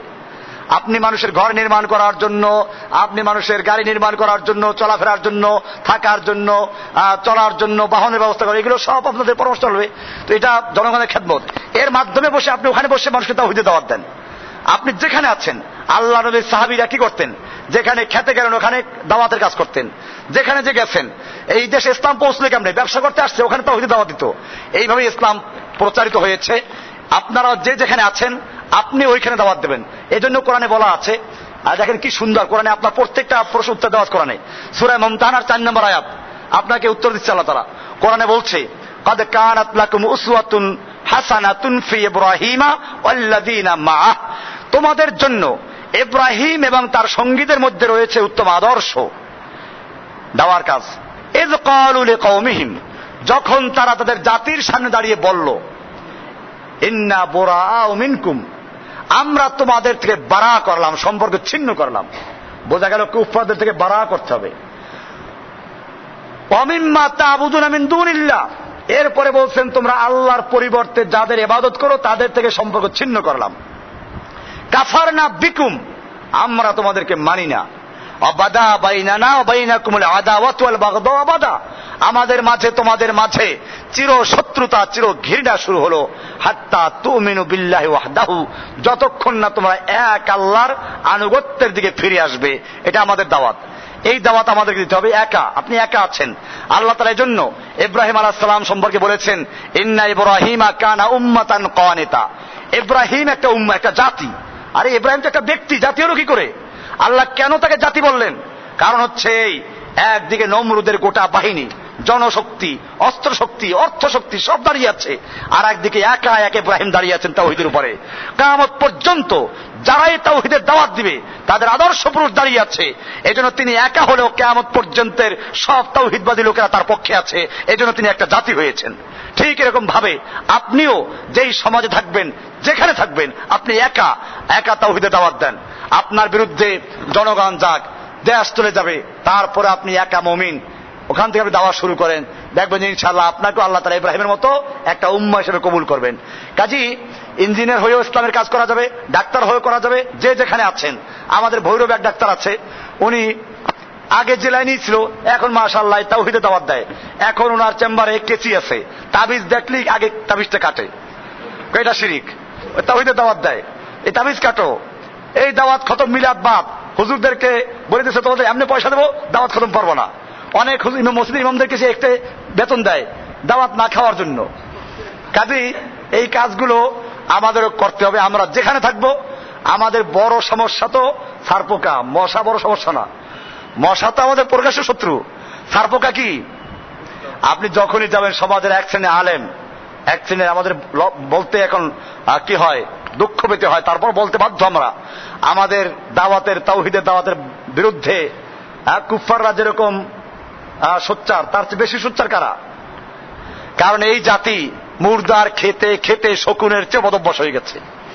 একটা নাপিত খুশি হয় যখন শোনে তার এলাকায় একটা নতুন শিশু জন্মগ্রহণ করেছে, কারণ নতুন মাথা কামাইলে একটা 500 টাকার লাল নোট পাওয়া যাবে। আর মহল্লার মোল্লাজি খুশি হয় কখন জানেন? যখন শুনে কেউ মারা গেছে। কি জন্য? এই যে খতমের দাওয়াত পাওয়া যাবে, মিলাদের দাওয়াত পাওয়া যাবে, মৃত্যুবার্ষিকী 40 আছে না এগুলো দেশে, আমাদের দেশে এগুলি কি ইসলামে আছে? আল্লাহ নবী এগুলো করেছেন। এখন কোরআন তো চলে গেছে এই কাজই, তাবিজ লেখা, মুর্দার খাওয়া। এছাড়া যদি আপনি যারা ধর্মকর্ম, যারা না মুসলিম, মুসলমান ঘরে জন্মগ্রহণ করেছেন, আমি মুসলিম, ওরে জিজ্ঞেস করবেন আল্লাহ কোরআন নাজিল করলো কেন, সে বলবে কি? এই তো মানুষ মরলে খতম পড়াইতে হইবে, এই জন্য 40-এ করা, 3 দিনে করা। আর যদি ভূতি ধরে তাহলে তাবিজ লেখার জন্য আছে না এরকম? আমাদের যারা তাবিজ লেখে তারা এই হাদিসগুলো পড়ে যে তাবিজ ঝুলানো শিরিক, পড়ে এরা। তারপরও কেন ওই পড়াবার সময় ঠিকই পড়ে, কিন্তু একটা চশমা লাগাইয়া দেয়। কি লাগাই দেয়? আপনারা যদি একটা গ্লাস লাগাই দেয়, রঙিন গ্লাস, আপনি দুনিয়া কি দেখবেন? রঙিন দেখবেন, বেশি কিচ্ছু লাগে না। এই আপনারা যারা ছাত্র আছেন, আপনাদেরকে একটা পড়াবার সময় যদি শিক্ষক একটা বুঝিয়ে দেয়, একটা ব্যাখ্যা দিয়ে দেয়, বাস আপনার ওইটা ব্যাখ্যা বদ্ধমূল হয়ে যায়। মাদ্রাসায় যখন পড়ানো হয় যে মানে আল্লাকা তামিমাতান ফাকাদ আশরাকা বিল্লাহ, যে ব্যক্তি তাবিজ ঝুলায় সে আল্লাহর সঙ্গে শিরিক করলো। হুজুর একটু বুঝিয়ে দিল কি? দেখো এই তাবিজ আমরা যে লিখি এটা না, এটা মক্কার কাফেররা আগে কুফুরি কালাম দিয়ে তাবিজ লিখতো, ওইটা শিরিক। আর আমরা যেটা লিখি এটা কোরআন দিয়ে লিখি, হাদিস দিয়ে লিখি, এই জন্য শিরিক না। ছাত্র মাথা জুড়ে বলে ঠিকই, তাহলে আমরা তাবিজ লিখতে পারবো। আচ্ছা, আপনারা গিয়ে তাবিজ যে বইগুলো চেক করবেন। প্রথম বিষয়, এই তাবিজগুলো যে লেখে আসলে কি কোরআন দিয়ে লেখে? কোরআনের নকশা আছে না? বিসমিল্লাহ মানে 786 লেখে কিনা? এরপরে সূরা বাকারার নকশা, আলে ইমরানের নকশা, ইয়াসিনের নকশা। আচ্ছা, আমি যদি আজকে নামাজে দাঁড়াইয়া বলতাম 786, 550, 127, 3 রুকু, আপনারা কি বলবেন? পাগল কোত্থেকে আসছে? তাহলে বোঝার এটা কোরআন না। নামাজে যদি সূরা বাকারার নকশা বললে নামাজ না হয়, ওটা কোরআন না, তাহলে তাবিজে যে নকশা লেখে ওটা কোরআন হলো কি করে? পরিষ্কার কিনা? এরপরে বিষয়টা হচ্ছে এই, আল্লাহর নবী কি তাবিজ কোরআন দিয়ে লিখেছিলেন? ঝাড়ফুঁক জায়েজ আছে, আল্লাহ নবী ঝাড়ছেন, এটা জায়েজ আছে না? জায়েজ না। কিন্তু এই তাবিজ লেখা, এরপরে আবার লেখে কালো মুরগির তাজা রক্ত লাগবে। কালো মুরগি কেন জানেন? যেন ফার্মের মুরগি কেউ না নিয়ে আসে। আর তাজা রক্ত কি জন্য জানেন? তাজা রক্ত এই জন্য যাতে করে কেউ বাড়ির থেকে জবাই করে বোতল ভরে রক্ত না নিয়ে আসে, হুজুরের বাড়ি এসে জবাই করে। আর হুজুরের বাড়ি এসে জবাই করলে কোন পাগল এমন আছে যে এই মুরগি আবার ফেরত নিবে? কেন হুজুরের বাজারকে যাওয়া লাগলো, টাকা তো পরে পাইবে হাতিয়ে 501 টাকা, ওটা পরে আছে, আর মুরগি পাইলে ফাও। তো এইভাবে এই জাতিকে ধ্বংস করা হয়েছে, এইভাবে কোরআনটাকে নিয়ে গেছে এই দিকে। এই যে মনে রাখতে হবে যে কোরআনটা এসব কাজের জন্য আসে নাই। আমার হুজুররা কি করবে? মুর্দার খেতে খেতে এমন হয়ে গেছে। আপনারা মারফুল কোরআনটা খুলে দেখবেন, লেখা আছে তাফসীরে মারফুল কোরআন আছে একটা, এই যে সংক্ষিপ্তটা যেটা আছে মদিনা থেকে যারা ছেপেছে ওইটা, বা আপনারা যে কোনো মারফুল কোরআন দেখতে পারেন, ফাউন্ডেশনে আছে। সূরা বাকারার 41 নম্বর আছে তাফসীরে, সূরা বাকারার ওইটার 192 আর সংক্ষিপ্তটার 35 পৃষ্ঠায় লেখা আছে পরিষ্কার, মৃত্যু ব্যক্তির ইসালে সবের উদ্দেশ্যে পারিশ্রমিকের বিনিময়ে খতমে কোরআন, দোয়া, ওজিফা সম্পূর্ণ হারাম। যে পড়ে সেও হারাম কাজ করে, যে পড়ায় সেও হারাম কাজ করে। এই যে মুর্দার খাচ্ছে, হারাম খাচ্ছে না? হারাম খাচ্ছে। সুদ খায় যে, সে তো সুদ হারাম মনে করে খায়, পাপ মনে করে, জীবনের কোন এক পর্যায়ে তওবা করতে পারে, নসিব হইতে পারে। আর এই বেটার করে কি মনে করে? এবারে হারাম খায় সবের কাজ মনে করে। তাহলে চোর চুরি করে, ডাকাত ডাকাতি করে, জেনাকার জেনা করে, ওটা হারাম মনে করে করে, ওর জীবনে তওবা নসিব হতে পারে। কিন্তু এই বেটা যে হারাম খাচ্ছে, তার তওবা নসিব হওয়ার কোন সুযোগ নাই। এই যে মনে রাখবেন, এগুলো বেদাত, এই হারাম কাজগুলো আমাদের সমাজে চলে আসে। অথচ দোকান শুরু করার সময় মিলাদ দিয়ে শুরু করে, আর যে মৌলবীর সুরটা ভালো হয়, কি সুন্দর, দাঁড়াইয়ে মিলাদ পড়লে আরো খুশি। এরপরে শুরু হলো কি দোকানে হারাম মাল বিক্রি করা। 1 নাম্বার মাল বিক্রি করলো, আসলে 3 নাম্বার, কোন নাম্বারই নাই। এই যে লোকগুলো আছে, নবীর নাম দিয়ে, আল্লাহর নাম দিয়ে, মিলাদ দিয়ে তারপরে শুরু করলো, এগুলো আমাদের বর্জন করতে হবে। আর কোন প্রশ্ন আছে নাকি? আমরা ঠিক কখন জিহাদ শুরু করব দিন প্রতিষ্ঠার জন্য, এবং দিন প্রতিষ্ঠার মানহাজ যে একমাত্র জিহাদ, এই ধারণাটির ব্যাপারে শরীয়তের কোনো আছে কিনা? প্রথম বিষয় হচ্ছে দিন কায়েমের জন্য আমি একমাত্র জেহাদ বলি না, জেহাদটাকে বলছি যে এটাই চূড়ান্ত, চূড়ান্ত অর্থাৎ জেহাদের দিন কায়েমের রাস্তা। আমি বলছি না শুরুতে যে দুধ, সবাই যে কাজগুলো করে, দাওয়াতের কাজ চলবে, এক দলে দাওয়াত দিবে, এক দলে তালিম দিবে, এক দলে ব্যবসা করে মুজাহিদদেরকে টাকা দিবে, এক দলে মুজাহিদদের পক্ষে লেখালেখি করবে, এক দলে মুজাহিদদের বিরুদ্ধে যে অভিযোগগুলো তার জবাব দিবে, আর এক দলে ময়দানে লড়াই করবে। এটার নাম কি? তাহলে এইভাবে দিন কায়েম হবে। এখন এটার দলিল আছে, আল্লাহ রাসূল সাল্লাল্লাহু আলাইহি ওয়াসাল্লাম, কোরআনেও আছে, বহু আয়াত আছে। কোরআনে আল্লাহ তাআলা বলছেন, ইন্নাল্লাহা ইউহিব্বুল্লাযীনা ইউকাতিলুনা ফী সাবিলি সাফফান কান্নাহুম বুনিয়ানুম মারসুস। এটা বলা আছে। আল্লাহ রাসূল সাল্লাল্লাহু আলাইহি ওয়াসাল্লাম বলেছেন, লা তাযালু তায়িফাতুম মিন উম্মতি, আমার উম্মতের একটা দল থাকবে কিয়ামত পর্যন্ত, ইউকাতিলুনা আলাল হক্কে, তারা হকের উপর লড়াই করবে। আল্লাহ বলেন কোরআনে, ইন্নাল্লাহা আশতারা মিনাল মুমিনিনা আনফুসাহুম ওয়া আমওয়ালাহুম বিআন্না লাহুমুল জান্নাহ ইউকাতিলুনা ফী সাবিলিল্লাহ ফায়াকতুলুনা ওয়া ইউকতালুন। নিশ্চয় আল্লাহ তাআলা মুমিনদের থেকে তাদের জান এবং মাল ক্রয় করে নিয়েছেন জান্নাতের বিনিময়ে। তারা আল্লাহর রাস্তায় লড়াই করবে, তারা মারবে আর মরবে। তারা কি করবে? মারবে আর মরবে। তাহলে এখানে লড়াই কথা আছে। এরকম শহীদ যারা হবে তাদের সম্পর্কে অনেক মর্যাদার কথা আছে, এরা মৃত্যু না। এরকম হবে আল্লাহ হাদিস তো দলিল দিয়ে দিচ্ছি, আল্লাহ রাসূল পরিষ্কার বলেছেন, আমরুকুম বিখামসিন, আমি তোমাদের 5 টাকার আদেশ করছি, আল্লাহ আমারনি বিহিন্না, ওই 5 টাকার আদেশ আমাকে আল্লাহ করেছেন। সেখানে কি বলছেন? সেখানে পরিষ্কার বলে দিয়েছেন কি? বিল জামা, ঐক্যবদ্ধ হও, বিচ্ছিন্ন হও না। এরপরে অবিসামিয়তা, এই তোমার জামার আমির থাকবে, আমির আনুগত্য করবে, কথা শুনবে আর মানবে। অবিল হিজরত ওয়াল জিহাদ, হিজরত করবে, জিহাদ করবে। এখানে পরিষ্কার বলাই আছে, এটাই দলিল। এজন্য মনে রাখতে হবে, এর বিপরীত কোন দলিল আমাদের জানা নাই যে কি করবে। এর বিপরীতে গণতন্ত্র করবে, কুফর মিশে করবে, অথবা খালি আসমানের উপরের কথা বলবে, জমিনের নিচের কথা বলবে, মাঝখানে কথা বলবে না। জনগণকে দাওয়াত দিলে সব ইসলামে চলে আসলে আর জিহাদ লাগবে না। আল্লাহর নবী আমাদের চেয়ে অনেক বড় বুজুর্গ ছিলেন। আল্লাহর নবী যুদ্ধ করেন নাই, লোহার পোশাক পরেন নাই, বদরে যুদ্ধ করেছেন, ওহুদের যুদ্ধ করেছেন, মার খেয়েছেন, দান দান শহীদ হলো। কেন এগুলো করতে হলো? আল্লাহর নবী কি আমাদের চেয়ে বুজুর্গ কম ছিল নাকি? অনেকে আছে জিহাদ করতে হলে ইমান লাগবে, আমাদের তো ইমান তৈরি হয় না, ইমানের মেহনত করতে হবে, ইমানের মেহনত করতে হবে। তো ইমান ছাড়া নামাজ জায়েজ আছে? তো ইমান তোমার নাই, তো নামাজ পড়তে আসো কেমনে? তোমার ইমান নাই, রোজা রাখো কেমনে? হজ করো কেমনে? জাকাত দাও কেমনে? বেঈমানের জন্য জাকাত ফরজ আছে নাকি? নামাজ ফরজ আছে? তো এখানে ইমান লাগে না?